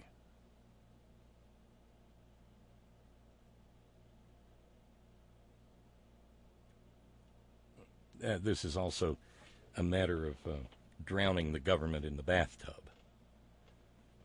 Because the people, the scientists, the researchers who work there don't want, no offense, I mean, they could have no better neighbor than Carol Baker out there in Kansas City. But there aren't enough Carol Bakers in Kansas City to go around for every one of those jobs that are going to get outsourced to Kansas City. And people who like living in Washington, D.C. do not want to go to Kansas City. I mean, Spanish Plaza is lovely, sure. Spent many a happy hour in Kansas City. But it's no Washington, D.C. And it also hamstrings efforts to do the job that the USDA is supposedly there to do, and that's the other part of it all. They don't want the USDA to do the job that it is there to do. Steny Hoyer asked about the issue, said, in the White House, there is among some people a real disrespect for federal employees, animated by their disrespect for the government generally. So if you're hostile to government, you're then hostile to those who work in government. Jerry Connolly, a friend of Appalachia and a co-sponsor of the Appalachian Communities Health Emergency Act, the ACE Act, he represents most of Fairfax and Prince William counties in Virginia, referred to it all as an unrelenting assault on benefits, compensation, hiring, workers' rights, workplace conditions, and appellate rights that goes back to 2011 and the teabagger assault on government. The Republicans, and especially the Trump administration, view the entire federal enterprise, federal workers, as part of the swamp, and anything they can do to diminish it, demean it, from their point of view, is a good thing. Because, at essence, and of course this doesn't show up in the Washington Post article, they despise the idea of government all by itself. To the Republican mind, the only reason that government exists is as a welfare agency for their cronies, their pals, defense contractors, and people who operate for-profit concentration camps. And everything else can just go hang fire. You know, you really might like to have some happy USDA scientists, because we're already having trouble growing food in this country as a result of, climate change. Jesus.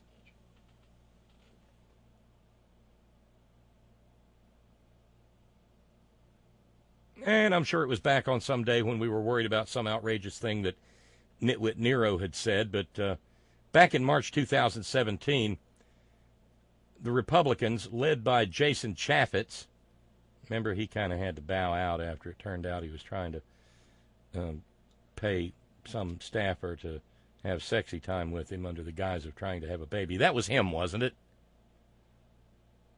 Yeah, good Kolob family values kind of, yeah.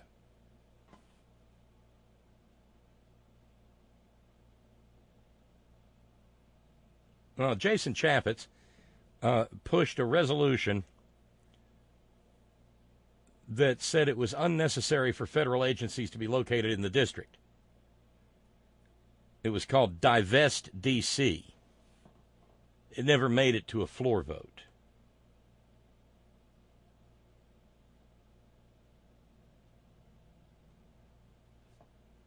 And over at AFGE, Sandra Sahlstrom, a lobbyist for them, said it seems like if they're successful here, this could just be the tip of the iceberg. We don't know who's next. Well, Ms. Sahlstrom, with all respect, who's next is anybody that's actually got the potential to do any good for the American people. You know, maybe we could move the Social Security Administration to Point Barrow. Or perhaps we could move Medicare to Dime Box, Texas. Be a real economic boost for Dime Box. Ain't nothing but a boarded up gas station now.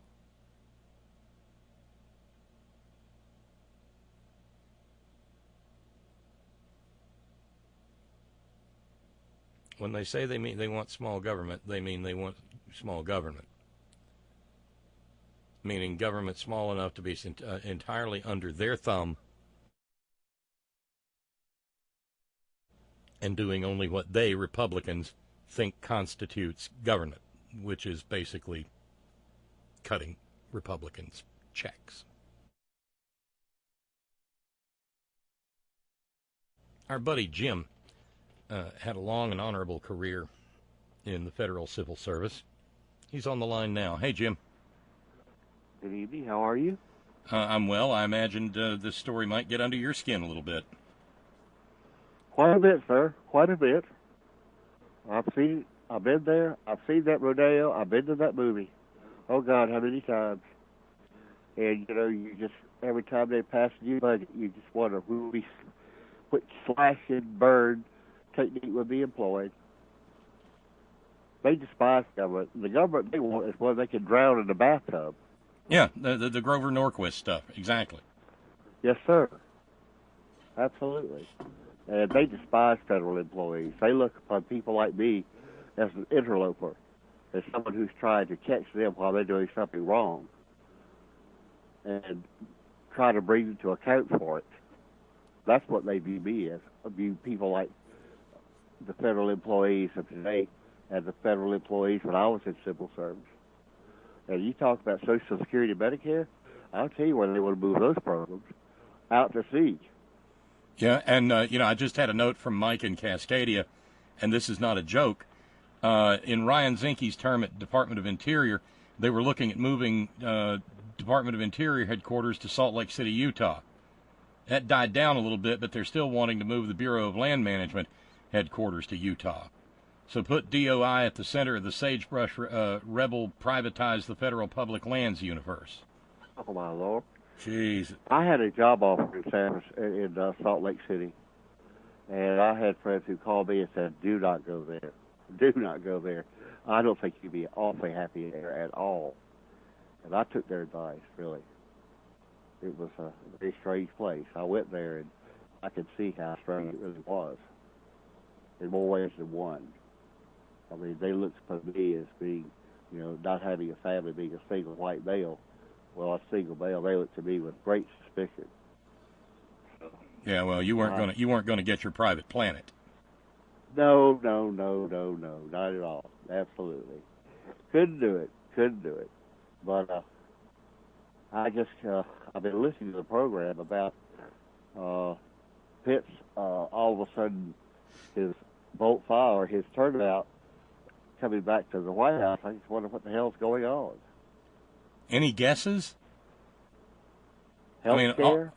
All were. Well, yeah, neither the president or the vice president's health was involved. I don't believe that. You can't believe anything they say.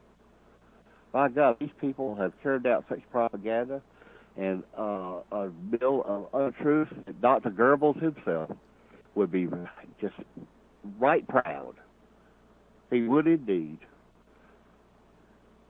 He would stand up there in front of wherever he's at now and be real happy that he planted some seeds himself.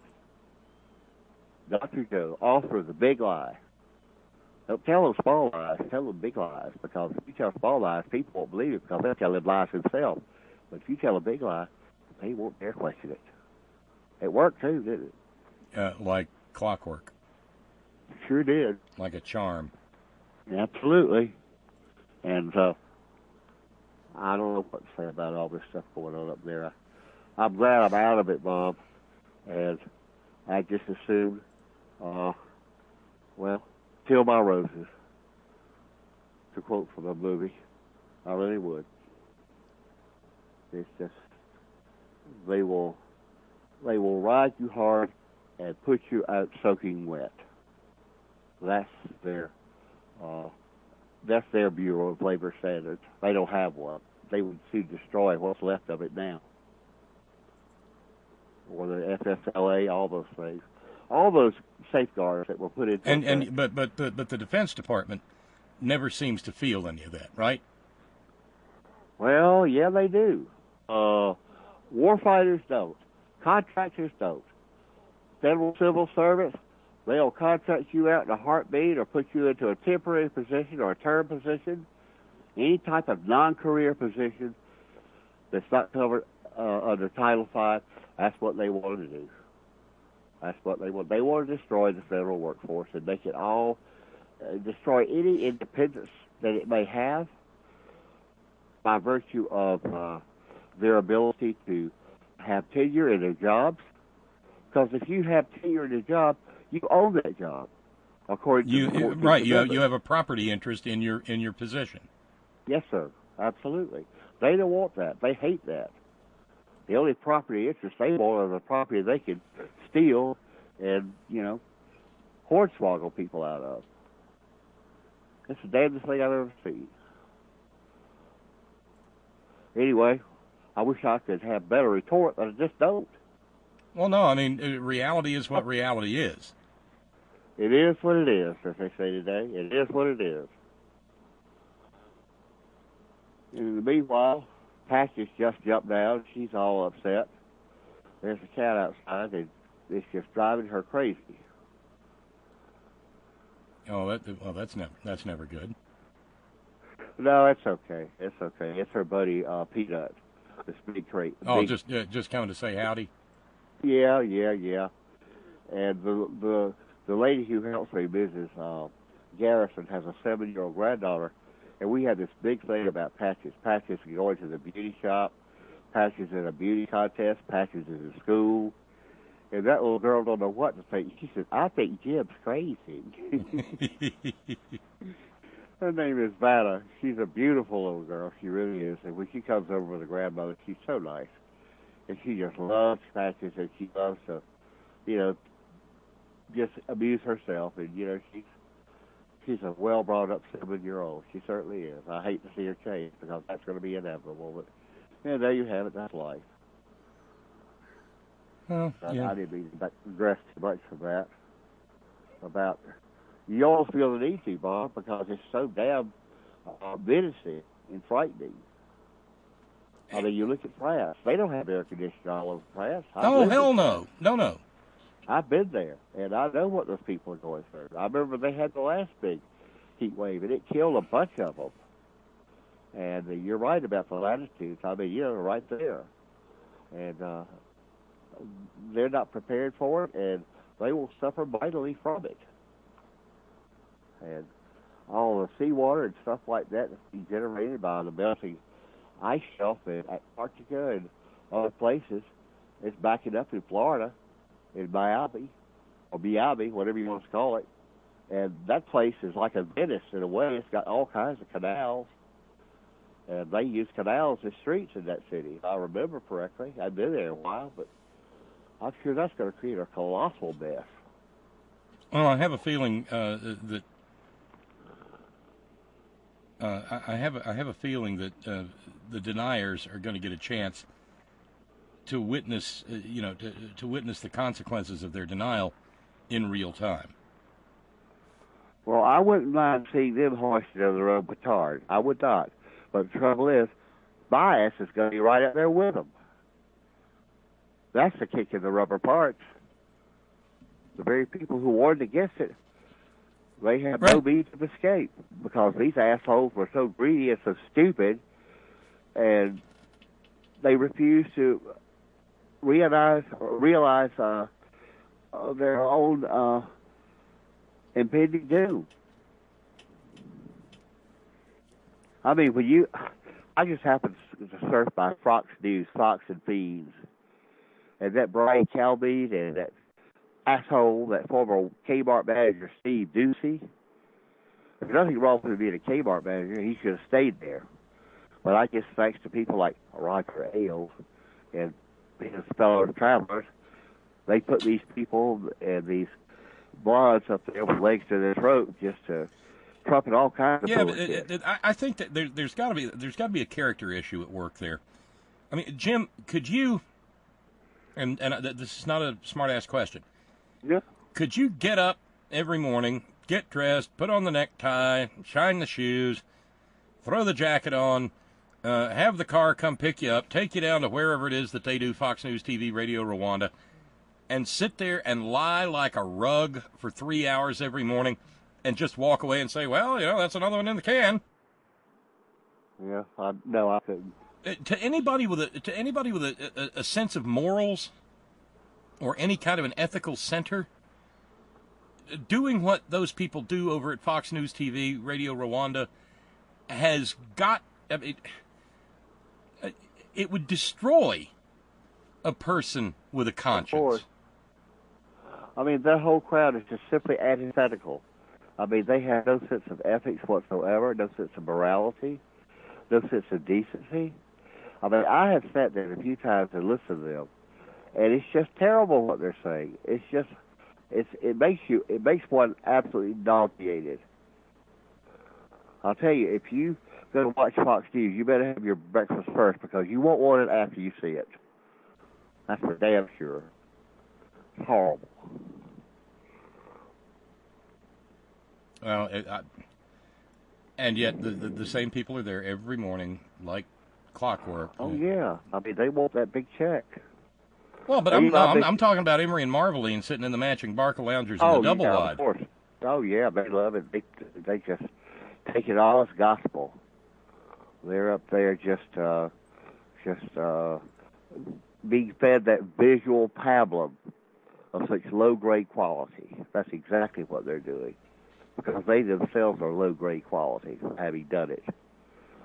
You try to convince them otherwise, you better have a window to jump out of or a door to head out through, because they might try to convert you or even hurt you. Jesus. Those people are fucking crazy. Excuse my French, but they are. I don't know. Ron and Raleigh just sent a note and said, "Hey, my guess, I'm thinking HUD moving to New York would work well in their plans." Oh yeah, sure would. Absolutely. Maybe move him into a building Trump owns. Well, that's what his ultimate ambition would be, I'm sure. Well, nothing gets done, nothing gets decided that already isn't undergirded and underpinned with grift, graft, and corruption. You're right. And Ron also reminds us, remember what happened to Bunatine Greenhouse when she called bullshit on defense contract discrepancies during HW's regime, 20 years and out the door? Oh, yeah, absolutely. It happened. They don't like whistleblowers. They don't like anybody who is going to run to tell the teacher, you know? I mean, they'll guarantee you, when you do that, they're sure to grab you at recess when the teacher's not looking, you know what I'm saying? Yep. Yes, sir. So do you have any plans for the 4th other than being online? No, I'll be here on air. I don't know, depending on how the weather goes, might go outside and fire up the grill and make something nice for lunch or something like that. Well, my helper and I are going to be canning. Canning? Mm-hmm. What are you canning? Bell pepper, all 3 colors, Bermuda onions, and chopped finely and cooked up in vinegar and sugar, and it makes a real tasty garnish on your food and stuff like that. Oh, I know it does. That'll be tasty. That will be tasty. And it's real pretty to look at, all those colors and stuff. It's great at Christmas time too. Oh, that'll be yummy. So you'll have 8 or you gonna do pints or quarts? Both. We're gonna do quarts and pints, and so we have to hustle out tomorrow to get the mason jars, so the Curb and McGee specials, and get those big bell peppers.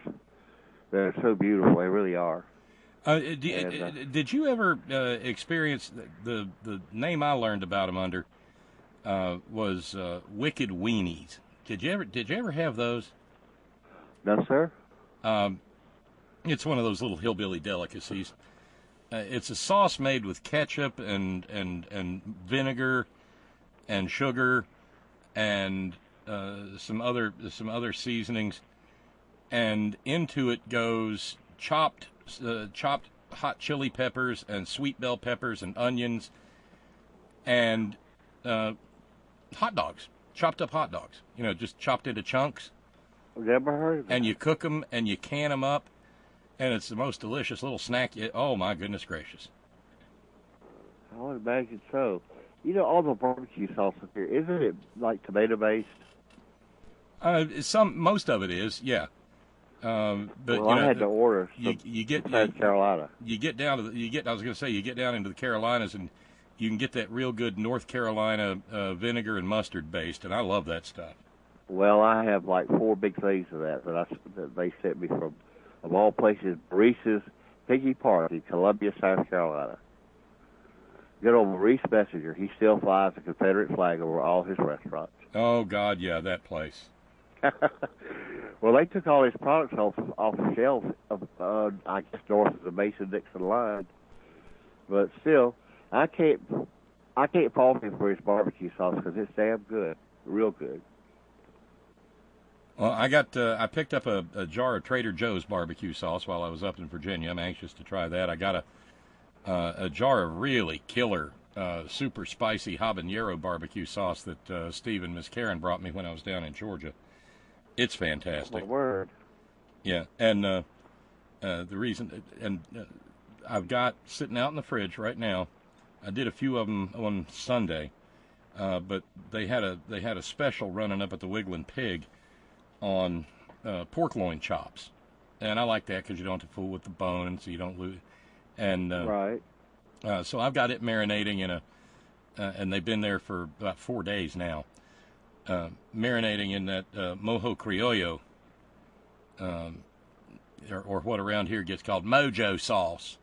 Oh my God! It's bitter orange and grapefruit and a bunch of herbs and spices and oil, and you want to talk about a flavor party. Put that on the grill, and it's so and you don't let it get dried out, and it's just nice and moist and tender, and lean and just delicious. You know, Bob, we have to generate our own moments of escape because the rest of the world is just so rough and tough and just getting so dark and threatening. We have to generate these little moments of our own and just close it all out for the time being. If not, we just go slap nuts. Well, that's my remedy. I get out and I try to make the best out of the warm weather months.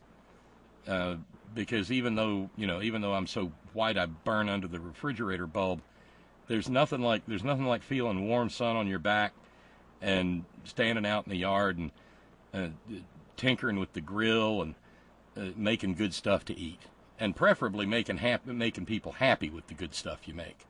Well, that's definitely a plus for that particular endeavor, And those sandwiches that I made with those pork loin chops on Sunday, I grilled them, put a little cheese on them, and then topped them with grilled Conecuh sausage and tomato and good dill pickle, and it was one fantabulous sandwich. I bet it was. I can only imagine. Well, I say more power to you and your culinary abilities.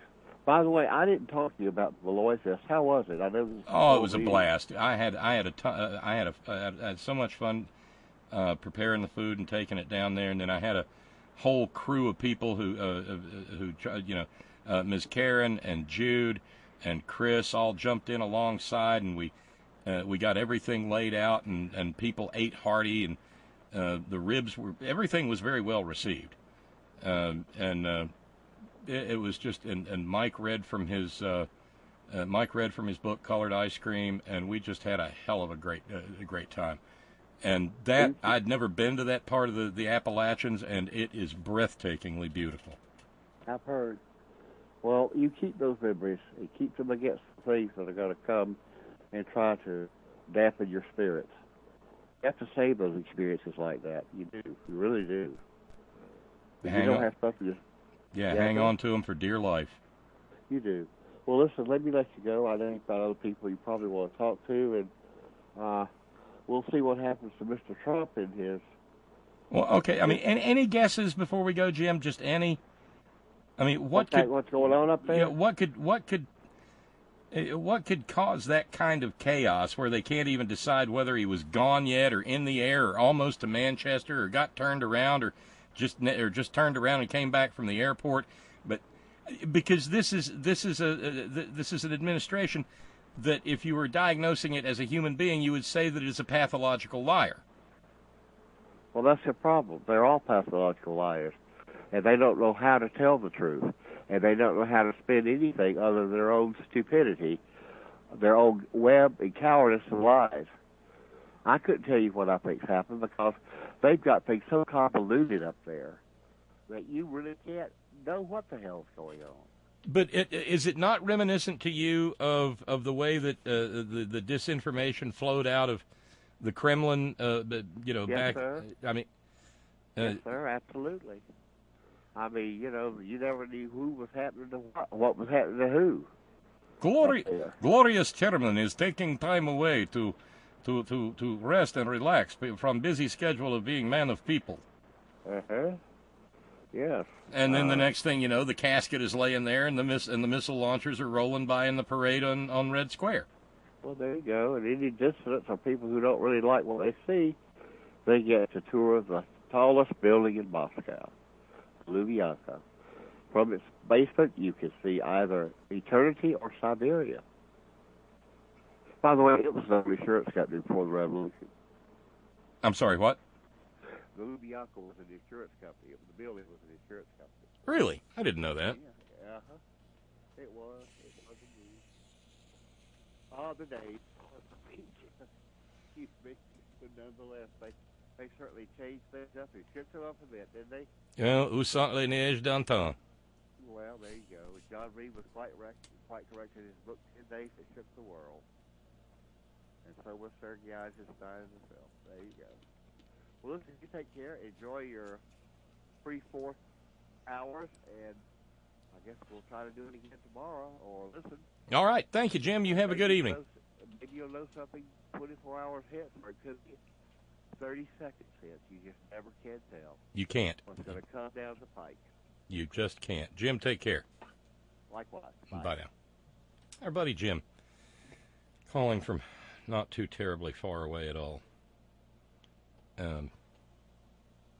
What's that? Well played, Irish Dave. So it's just like the Washington administration. They cannot tell a lie from the truth and shit. That's first jingle of the evening.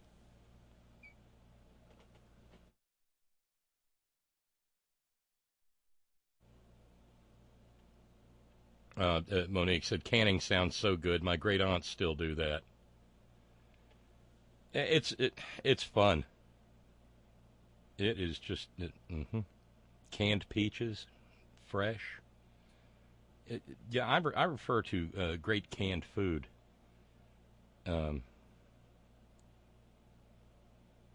as a reason to live in February. Hopefully you got a few jars of blackberries and peaches and tomatoes left, and in February you really, really need them.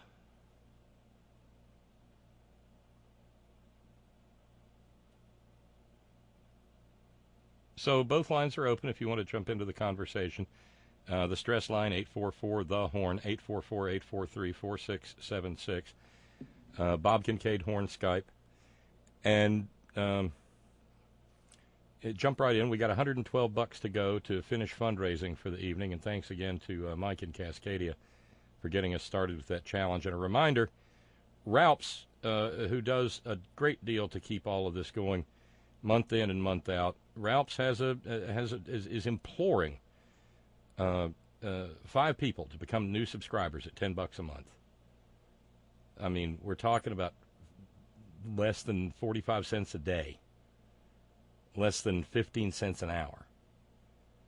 And Ralphs is willing to put her money where her mouth is, and she'll double 5 new subscribers, first month's subscription, from $10 to $20, just in hopes of getting people on board with that. So thanks, Ralphs, and hopefully people will take you seriously, because what we do here is serious. Yeah, as regards Bangladesh, Jason said a little bit ago, goodbye Shanghai, goodbye Bangladesh. 120 million people need to go somewhere north.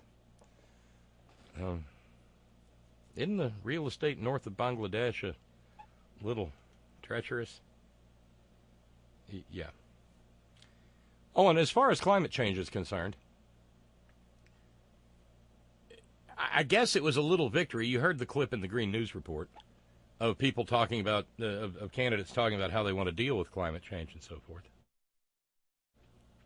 That represented a monumental increase in discussions of climate change since 2016. You just about couldn't get it mentioned. It was as though it were verboten for the moderators to even ask about it. Back in 2016, I remember when all the centrists said, and God knows the Republicans too, they said, "Ho, ho, ho, that sure is funny," when Bernie Sanders said that the greatest national security threat that the United States faces is climate change.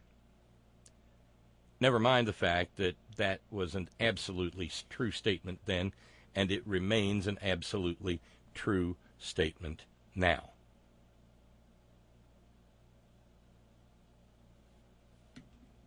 Because countries and peoples who are subjected to massive, cataclysmic social and political change, and God knows the climate crisis is going to do that, they do funny things. They get funny attitudes. Oh, goodbye, Hong Kong. Let's just... and it puts people on edge. And so now, or up until now, the Democratic National Committee has said there will be no climate change debate. But a bunch of young people who formed the Sunrise Movement, you may recall it was the Sunrise Movement who challenged Dianne Feinstein in that regrettable video that was put out a few months back, wherein Dianne Feinstein missed an opportunity for a fantastic teachable moment, and instead decided to lecture the young'uns. Yeah, you young whippersnappers, get off my lawn. When in fact she should have just taken. Come on, kids, let's go to Senator McConnell's office because he's your problem. The Sunrise Movement has been putting pressure on the Democratic National Committee, and the DNC has heretofore had a rule. I think it's pretty revolting. The DNC has said that if any Democratic candidate for the presidency, or for the nomination, rather, Democratic candidate for the nomination, to the Democratic nomination, if any of them dared to step outside and attend a climate debate, a debate on nothing but climate, that they, by God, would be forever locked out of any further DNC debates.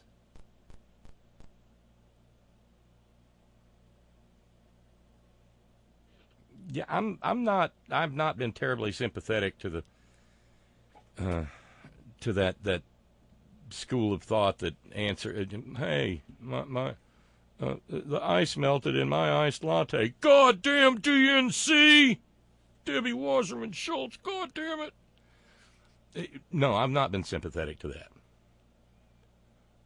But this I am sympathetic to. If the DNC will not have a debate about the single greatest existential crisis facing humanity, then they got to go somewhere. The candidates have to go somewhere else because they can't.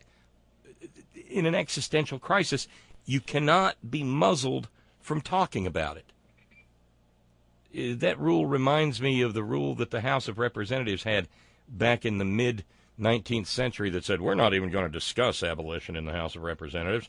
We're not going to discuss ending slavery, and we'll censure any member who tries to do so. They censured former President John Quincy Adams. This is similar. It was Governor Jay Inslee of Washington, who let the cat out of the bag and said that DNC officials had told him that he would not be welcome in any further DNC debates if he attended a climate debate.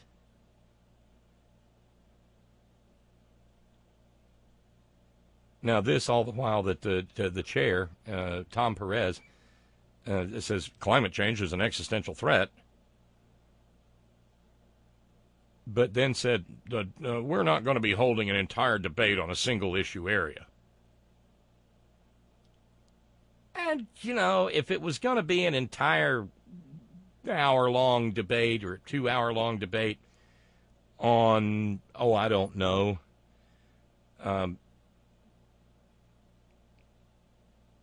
say, because it's the mental status of Donald Trump, maybe there's not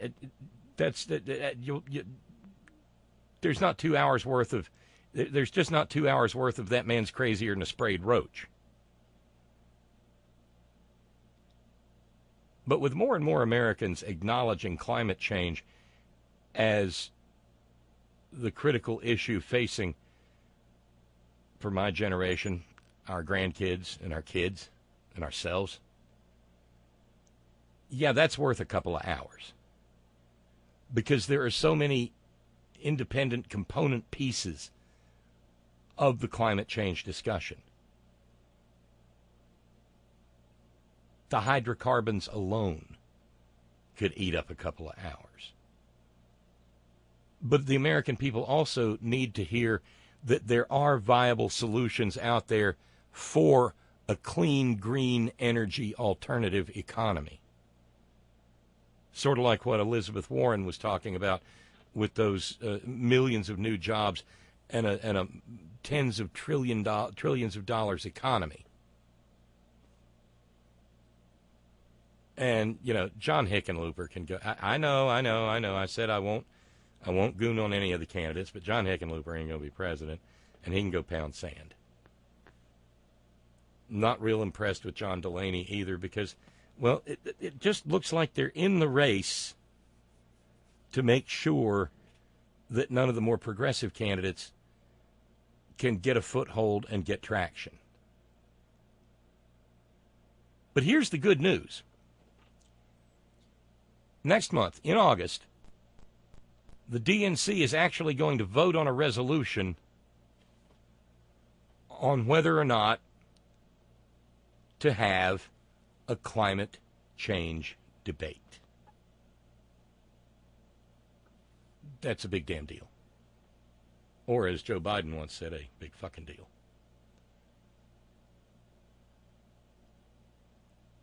And it was because of the Sunrise Movement. They've been hammering on the DNC relentlessly, and rightly so.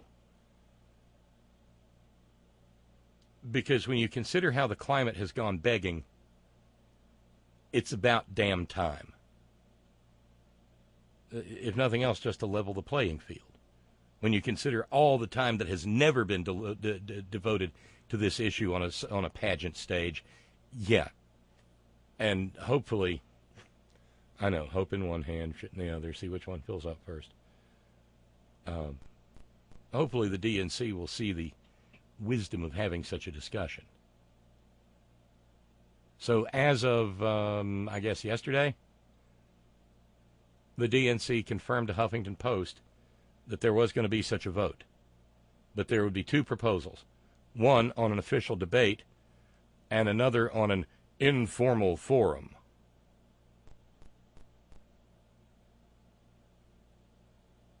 And then the DNC said, we could still change the resolutions up quite a bit. Nothing's set in stone. No. I mean, those little kids, they're not necessarily, we can't just let them have their way.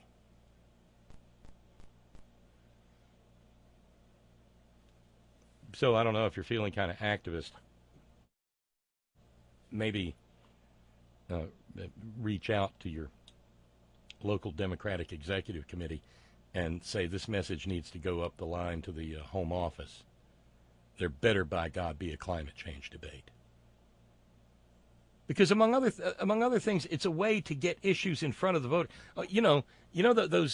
Those Rust Belt, Farm Belt, white voters with all that economic anxiety. It's a good way to get issues in front of them that actually matter to them. Like the fact that it's damned hard to plant a field, a few hundred acres of corn or whatever when it's underwater. Or the fact that, say, Kansas has just about depleted the aquifer underneath Kansas that for so long has been used to irrigate America's breadbasket.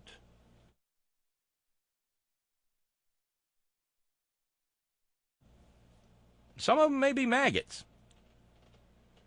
but in the final analysis, their heads will learn when their bellies rumble. And by the time they've had another year of this maggot presidency, their bellies may be rumbling pretty hard. So hopefully, the idea of a climate change debate will take root.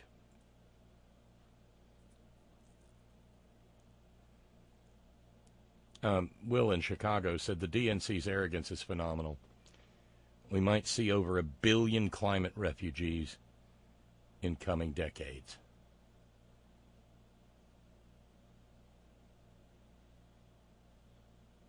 And so also, what does Chuck Todd care about climate change? What does Wolf Blitzer care about climate change? Because they don't see it directly impacting them. That's something that's going to happen to someone else. Oh, it might ruin Wolf's annual sojourn to South Beach, but he can go to an island somewhere or something. He's a multimillionaire member of the for-profit media.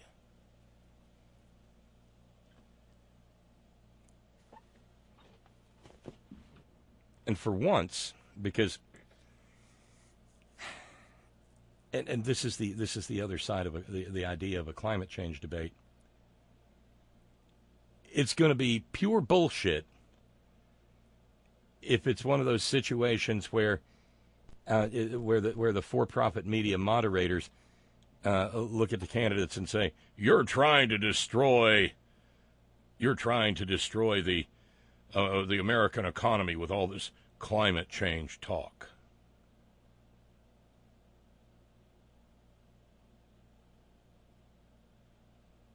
When in fact it could prove to be the greatest engine of economic transformation this country has seen since the beginnings of the Industrial Revolution.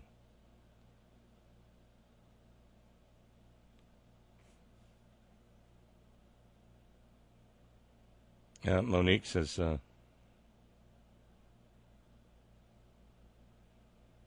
know what, Bob? I'm so tired of Rust Belt people. Y'all voted for Donald Trump." Careful with that y'all there, Monique.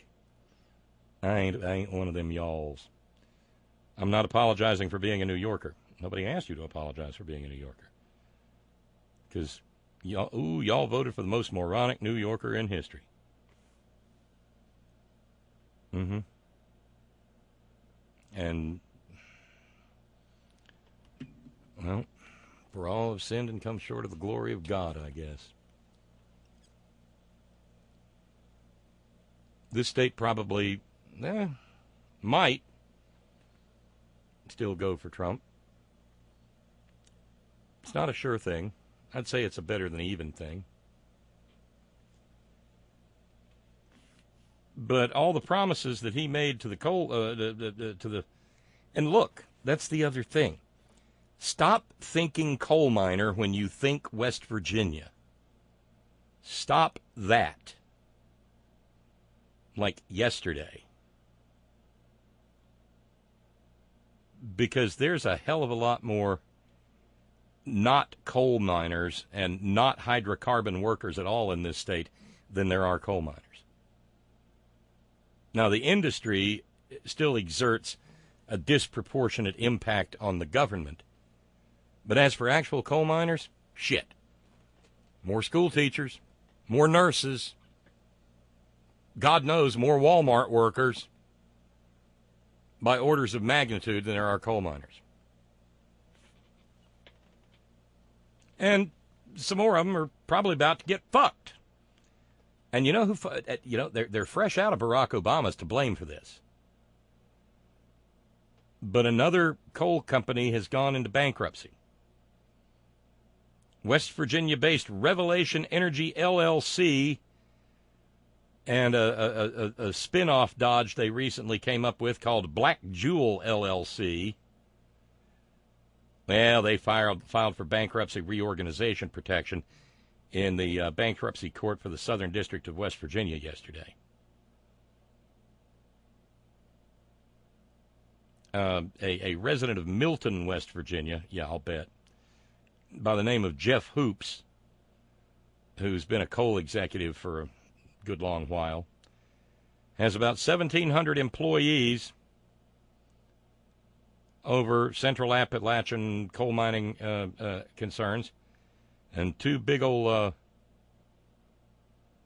holes in the ground in Wyoming. And they're about to get fucked, those 1,700 employees. They got 24 metallurgical coal mines and processing and prep facilities in Virginia, Kentucky, and West Virginia. That's about 1,100 workers. They're going to get fucked. The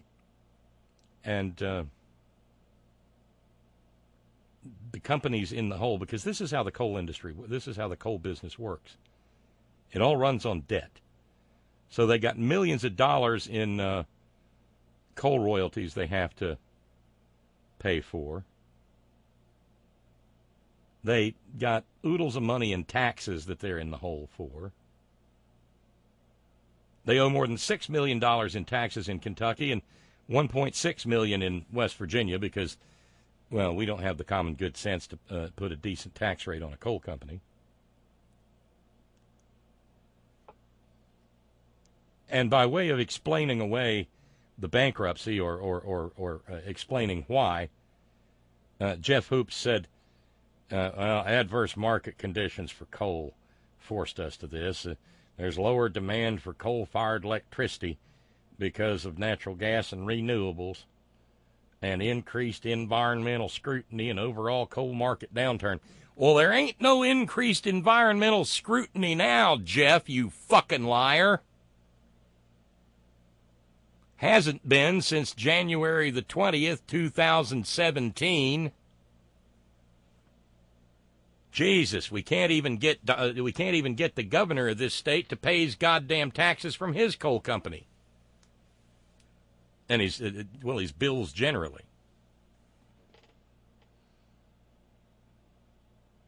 But here's the little secret with these stories like this. This ain't liquidation. This is reorganization.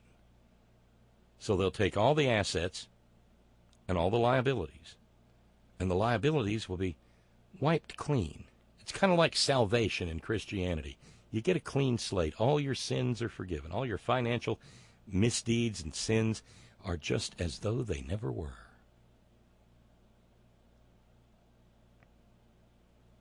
Mm-hmm. And then you take away the workers' pensions, their 401ks, and you cancel out their health care. And then you go into bankruptcy court and you say, Your Honor, we got some mighty fine people that work for this company. I'm not talking about the actual miners. I'm talking about our executives. And if we don't pay them retention bonuses, they're going to go be executives somewhere else.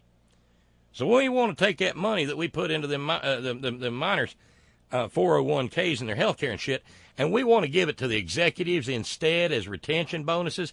And bankruptcy court will say, that sounds like a capital idea, old egg.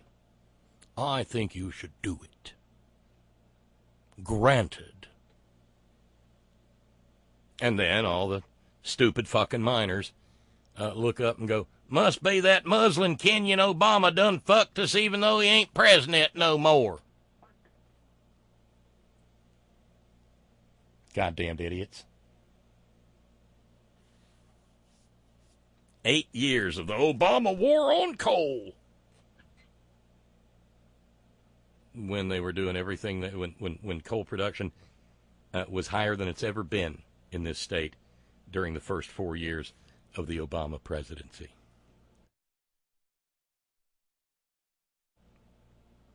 It was, well, it wasn't even veiled racism. Those miners were straight up racist. And they would vote to take food off their own tables if they thought it would make that Kenyan muslin you slurper look bad.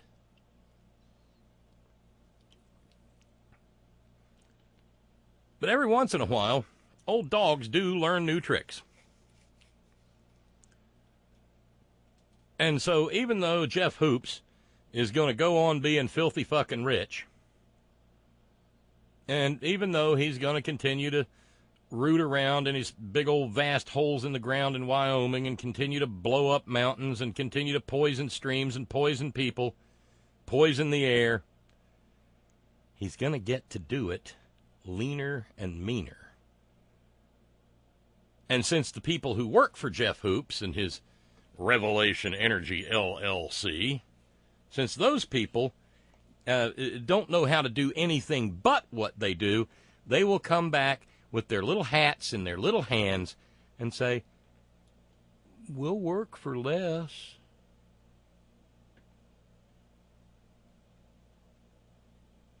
Yeah. Because that's how the screwing goes round hereabouts.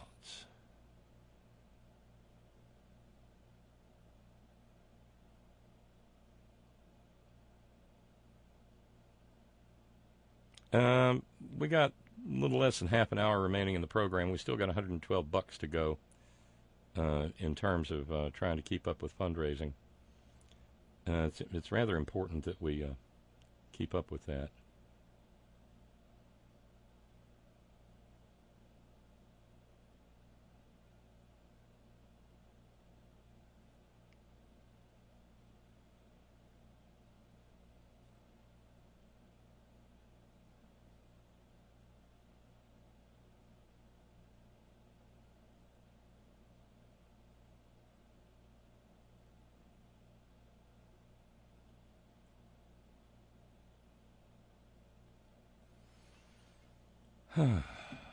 Okay, let's run over to the stress line and see what's going on. Hey, welcome to the program. I hope it's me. It is you. Okay. This is Roger. Hey, Roger. Used to be R.L. Smith NoCal. Yeah. Now R.L. Get and all that good stuff. Yeah. Now you're R.L. Smith O.R. Yeah. Yeah. Well, Eugene is where I am. Anyhow, I sent you a little note. Yeah, I had a little chat with Peter DeFazio today. Excellent. I saw that. I really appreciate you doing that. And what blew me away was he was just so ignorant about the ACE Act. And that kind of blew my mind too, Roger, because he's been a co-sponsor of it in the past. Well, I was face-to-face with him, talked to about the ACE Act and how it was Appalachian and open-pit coal mining, and he gave me a super blank stare, and I gave you some contact information for his aide who said get in touch with him. And I said, well, I'm going to get in touch with Bob Kincaid, too, and next time he comes to D.C., he's going to be knocking on your door. Oh, I'd be real happy to talk to him about that. And I said, well, yeah, my congressman used to be Jared Huffman. Oh, he's such a nice guy. And I believe Jared Huffman is a sponsor. Co-sponsor, yeah. Yeah, co-sponsor. So anyhow, I just wanted to push the idea. Actually, I was at a shut the concentration camp down rally in Eugene in front of the federal courthouse. Excellent. Where they're using it as a detention facility for round up the quote illegals here, and they hold them there until they can transport them off somewhere else. So that's why it was in front of the federal courthouse today. So anyhow, I just wanted to make sure you got that. And the other thing is I am a master food preserver both in California and in Oregon. Yes. And I think canning fruits and vegetables and making pie fillings and pressure canning tuna and all the rest of that kind. Hold on, Roger. No, you're still. Just a second. Don't give up. Stand by. The Bluetooth dropped you. Just hang on, Roger.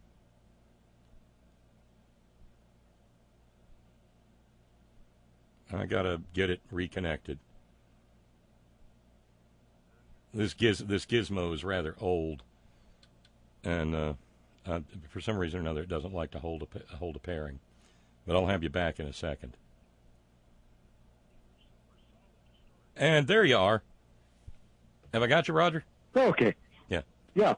Now you're back solid. Yeah, we were at canning and fruits and pie fillings. Yeah. Well, whether you're doing fruits and pie fillings or tomatoes or tuna or whatever, August, I think it's 14th, I'm getting involved in a Food for Lane County is where it's going to be, but it's the Master Food Preservers, and we're running a class with 20 people, and each participant in the class gets to go home with 24 half-pint jars of tuna. And then I have never get done. I have never had home canned tuna. Oh hell, Bob! I just might have to find a way to find a miniature cowbell, stuff it with some other stuff, and add a half pint of home canned tuna with some Peruvian ají yellow pepper sauce in it. Oh, jump back! Quit it! This is some of the meanest food porn that's happened in ages on this program, Roger. Well, what I like to do is just get out a package of club crackers or soda crackers or something like that and just open up the half-pint jar and stick the fork in and put a little bit of that ají canned tuna on it and munch it and have a cool beer sitting next to me and, let's call it lunch. I'll see if I can't. I'll see if I can't manage to find an extra jar, but if not, it'll happen in August. Oh, mercy, that sounds so good. Because we've got one of those. There aren't many left in the country, but we've got one of those little Ben Franklin's, the old Ben Franklin dime stores over in Fayetteville, and they carry a bunch of what's the brand here? Let me see. I've got it handy. Amish Wedding brand out of Millersburg, Ohio. And not familiar. Well, nor was I until I discovered them, but I've been very happy since. And damnedest spicy hot pepper, little hot pepper dill pickle makes my head sweat. And spicy pickled asparagus. Oh, I'm a pickle freak. So yeah, but there's nothing beats home canned. Oh, what you really need to do is get yourself some asparagus, fresh out of the garden, and get all your stalks about the same size, all the rest of that. Zap it in the microwave for, a jar full, but laid out for 25, 30 seconds just to get it hot, and then put it in a jar and have your pickling solution there with some of those red pepper flakes that you get from the pizza parlor. And put a little bit of that in your pickling spice, pickling brine, vinegar, water bath, and stuff your jar with a whole bunch of garlic cloves, and then pour that pickling spice over it and put the lid on it and water bath it and put it on the shelf for about 3 to 6 weeks. And depending on how much red pepper flakes you put in, you got yourself either some really nice pickled asparagus or you got fantastic Bloody Mary stir sticks. Oh, holy mackerel! Let me ask you: Have you ever pickled Brussels sprouts? No, but I've eaten them. God, I love those. I've got a friend that does the Brussels sprouts, and she does 40, 60 pounds every year, and pickles them up. They need to sit on the shelf for at least a month, if not 3 months, for the pickling solution to get down all the way into the center of the Brussels sprout to where they are fantastic. Yeah, and I quit growing Brussels sprouts because they take too damn long. Oh, they do. They take forever. Yeah, and I just don't have the dirt anymore. I mean, I've gone from my acre garden down to 320 square feet. Ooh. So I'm kind of limited on what I can grow. Yeah, that kind of makes you a little choosy about what you put in the ground. So what did you put in the ground? What did you put in the ground, Roger? Oh, I'm looking at it right now. I got my Scarlet Runner green beans because we're going to do a bunch of those. I've got, 8 tomato plants this year instead of 40. I've got my asparagus. I got strawberries. I got garlic. I got shallots, lettuce, and my yellow ají Peruvian peppers. Oh, those are going to be some evil little bastards, aren't they? They're not that evil. They did well. People that don't like hot peppers think they're absolutely outrageously hot. People that deal with peppers go, "Whoa, these aren't bad." And they've got these are nice flavor. Yeah. Yeah. If you ever find it, and it's hard to find, you got to find a Central American market, and it's ají amarillo. Oh, I know them. So ají is pepper, amarillo is yellow. Yeah. And it's a yellow pepper sauce. And if you can find it, I mean, my wife doesn't put butter and salt on her corn on the cob. She smears it with ají amarillo. Ooh, and man, eats that corn sounds on the good. cob with ají amarillo. That sounds like a fantastic idea, especially if you've grilled the corn. Well, yeah, grilled and actually, if you're doing cold corn on the cob, it's great on that too. Oh, just straight off the stalk? No. I mean, it's cooked and then cooled. Oh, yeah. Okay. Do you ever have you ever pickled corn on the cob? No. Oh, that's fantastic. When it gets really, really hot in summer, and you still got it in the churn down in the cellar, pull one of those things out. And it's nice and cold. It'll refresh you better than a bottle of beer. So you just doing a 50-50 vinegar water? Well, you've got to parboil them first. I mean, not all the way cooked, but so that they're some cooked, but they still got some crunch to them, so that they'll hold up in the brine. And then you use like a sauerkraut brine. Only you throw in garlic you throw in garlic cloves and dill weed. And you use a plate and a rock to submerge them and make sure they stay under the brine, and let them just pickle in an old crockery churn. So basically, what you're doing is you're krauting corn. Yeah, that's exactly what you're doing. Okay. Yeah. And I've krauted cauliflower. Yeah, if you snap them in two, and so you've got smaller pieces there. You can have a huge crock full of corn, and people will crawl over ground glass to get to you. Because I've crowded cauliflower and broccoli. Yeah, that works. Just in the crowding number, and I much prefer my sauerkraut, so I don't do that anymore. But it's totally doable, and people love it. Oh, you might want to try this. Just get some good corn at the, really good sweet corn at the farmer's market or whatever, and try it that way. It's mind-bendingly good in warm weather. Because Eugene, Oregon, has one of the finest farmers markets I've ever seen. Really? Yeah, and then there's a bunch of smaller towns around that have farmers markets too. But I'm just saying, I've never done it. But my kraut making expertise is doing it in 5-gallon buckets. Same principle. Takes 45 pounds of cabbage. Takes 45 pounds of cabbage for a 5-gallon bucket. So if you've got the buckets laying around, you might want to try it. Yeah. Get myself a couple of dozen ears of corn, and I don't know. Probably have to throw a few cabbage leaves in there just to get the right bacteria started for the corn to kraut. I could research it. Yeah, I think the corn's probably got it on it. I mean, natural world, because what you're looking for is lactobacillus for the most part. Yeah. I know that the cabbage leaves have it, the broccoli heads have it, and the cauliflower heads have it. I just have to research to make sure the corn has it to get the fermentation going correctly, so that it's quote safe. And if you want to, you can throw a couple of chili peppers in there to make them a little bit spicy or whatever. But there's nothing like it.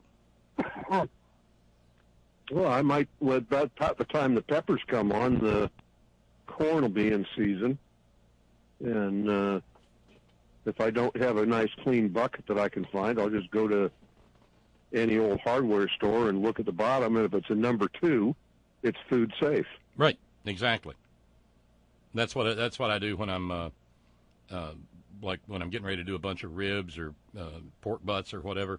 I get the number 2 food grade quality buckets and make my brine, and I make my season and make my brine actually saltier than it's supposed to be, because I finish the top of it with a big bag of ice, so it stays just above freezing because of the action of the salt and the ice. It stays just above freezing for the 24 hours, and it gets. And how long do you let it ferment? Oh no! This is just brining for barbecue purposes. So just okay. Yeah, just okay. Ribs or brisket or pork butt, what have you, in that brine, 24 to 48 hours, and then onto the smoker. Yeah, I've not gotten into the smoking meat number yet, although my wife took the course this year, and because she wanted to learn what I know, and now she's talking about me getting a smoker to start dealing with smoked stuff. Well, see, you're out there. You're out there where you've got nice alder wood and access to really, really good fresh fish.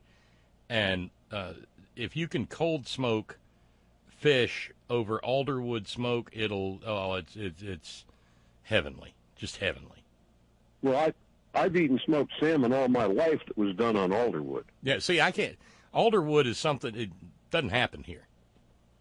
I get it's kind of hard to catch a salmon in West Virginia. Well, there's that too, but you can do it with trout as well. Smoked trout's pretty damn good, but there's I guess alder doesn't grow here, or if it does, I don't know about it. Well, I mean, if you got some seeds, it should grow there. All you need to do is get down by a creek and plant some seeds, and all they need is water. Although I don't know, does alder really doesn't like the cold winter. Yeah, that's what gets. They prefer they prefer a mild winter. Yeah, I can imagine that. We'll get about a week's worth of 0 or below temperatures here in an ordinary winter, and it probably would kill them off. Yeah, because where I was on the coast there, it never say never because it happens. But generally speaking, it only snows about once every 7 years. So it just doesn't get that cold. So yeah, we had all kinds of alder. But the one thing you don't want to use is something like madrone or mesquite. Oh no, I never use mesquite with any of my barbecue, because I've found that it really doesn't impart flavor. It just happens to be a hardwood that burns really, really hot, and I don't need anything that burns really, really hot. Yeah, well, the madrone wood imparts a very bitter flavor if you use it to smoke fish, whereas the alder and the cherry and the walnut are a hell of a lot better. Oh, pecan, peach, pear, apple, hickory. Yeah. Yeah. Even oak in a pinch. But most oak's kind of hard to deal with because it likes to burn hot. Yeah, well, again, that problem. But what I do is, for the most part, and this is all warm smoking. This isn't cold smoking. I would love nothing better than to build a standalone smokehouse that I can cold smoke in, with the external fire and the draft, and pull the smoke into the building, and long cold weather smoking. But what this is all just hot smoking, and it's what I've figured out over the years is that a lot of people worry about having it just the smoke just constantly pouring to the meat. Most of the smoke flavor is imparted to your meat no more than the first hour of the process. And when we're talking about briskets or butts, you're talking about something being on there for 12 hours. That first hour of smoke is where the flavor comes from. Yeah. Yeah, and there's a bunch of publications dealing with how to smoke meats and all the rest of that are available online. Oh, yeah. I could really get into it, but because I've got this, 2.5, 3 inch thick binder of numbers, from the class I took. I took one in California, and Oregon doesn't recognize California's master food preserver stuff, so I had to take the class again. The Oregon binder is much more fulfilling in information than the California binder. But the Oregon State University has publication after publication after publication on how to do all kinds of home preserving. I mean, they even have recipes to be able to home can smoked fish, which most places tell you don't even try it. And then out of Alaska, there's a tremendous amount of information on preserving seafood. So the information's out there if you know how to find it. But it's just, you got talking about the canning thing earlier, and I just had to give you a call and oh, I'm so glad you did. I truly believe that home canned food, just blows away whatever you get in the grocery store. Oh, without a doubt. I do not buy any tuna fish in a grocery store today. I don't care whether it's chicken of the sea, star-kissed, whatever. It all tastes like crap after you've eaten some home canned. Oh, I can only imagine. Now y'all have a lot of wild blackberries out there, don't you? Oh yeah. My backdoor neighbor. There's the Himalaya berries growing out off the top of his 10-foot hedge, and they were encroaching into my yard, and I keep whacking away at them.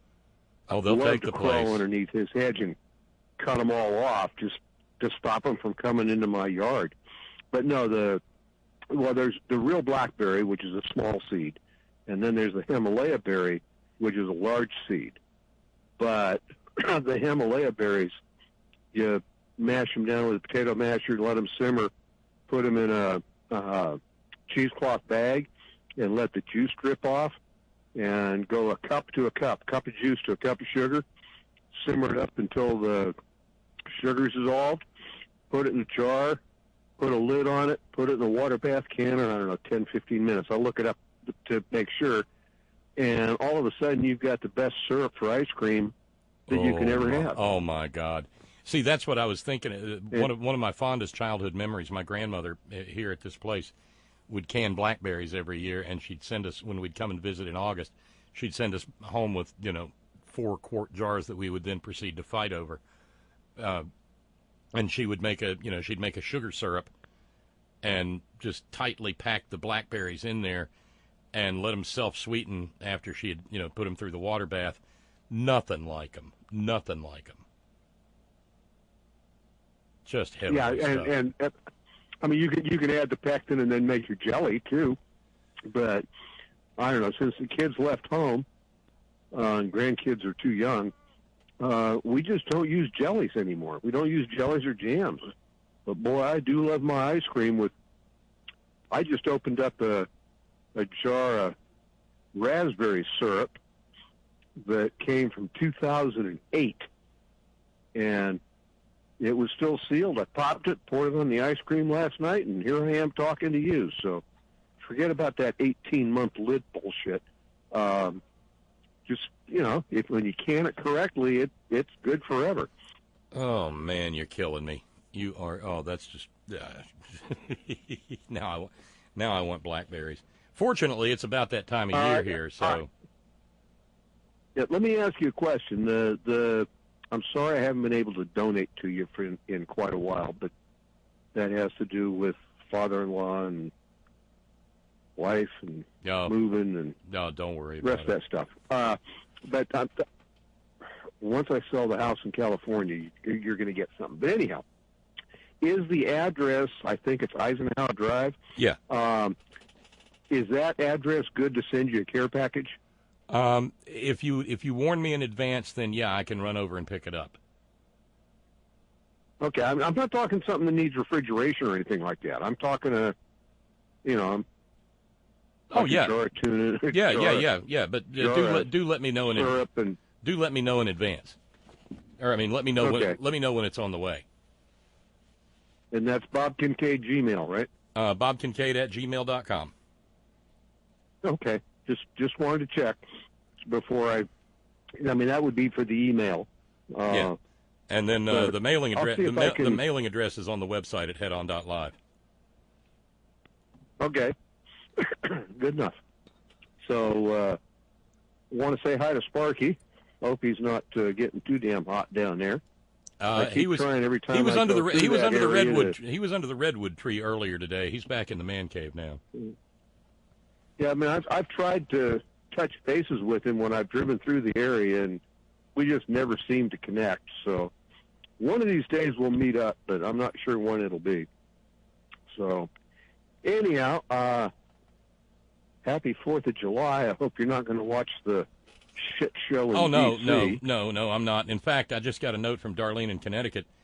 The National Park Service has announced that they're going to cover the nearly $2.5 million in extra costs for Trump's celebration of Trump on July 4th by dipping into entrance and recreation fees. Sorry, bastards. I thought he was the a billion. I thought he should cover this. Well, they should, but I thought he was a goddamn billionaire, Roger. He should be able to write the check himself, shouldn't he? Should write it off, write it off on his taxes that he doesn't pay. I'm tempted to watch it because I want to see what a new Sherman tank looks like. Doesn't that just beat cats fucking? I mean, Jesus Christ. How stupid can you be? We're building lots of new Sherman tanks in Lima, Ohio. Or maybe Lima. It's probably Lima. Anyhow, I'll give away to somebody else here because I've said my piece and. Well, I hope I've intrigued you to try pickled corn. Do let me know if you do so. I shall, and I'll work at trying to create a care package for you. All right, thanks, Roger. Keep you healthy and. I'd love it. Take care. Great hearing from you. Bye-bye. Bye now. That's our buddy Roger, formerly of Humboldt County, now of the greater Eugene, Oregon area. That canned tuna just sounds spectacular. And so it's time for us to get out of here. And thanks to Charlene in Rogues Island. Charlene jumped in and helped out with the fundraising, taking us down to only $80 to go for the evening. Thank you, Charlene, so very, very much. It helps tremendously. And so tomorrow we'll be at like $280. Thanks, everybody, for joining in. Thanks to all of you who keep the program on the air, our subscribers, and those of you who kick in ad hoc during the program. Thank you so much. And anybody that wants to kick in on the from the overnight crew, thank you. That's how we keep this all going. That's how it's free to anybody who wants to listen and participate in the conversation. Thanks to all of you who participate however you so choose and share your precious finite time engaging in the program. Thanks to our all-volunteer staff, whether under the redwood or in the man cave. Thank you, Sparky. Thank you to our news ninjas. Thank you, Brother Deacon Asa, headon.live. Thanks to John Fox in Australia. Thank you, Ben Birch, whiterosesociety.org. Thanks to the hardest working, bravest people I know, the men and women of Coal River Mountain Watch, CRMW.net. 20 years at the forefront of the struggle for human rights and environmental justice in Appalachia. And always, always, always, Gina, it's all for you. Later, y'all.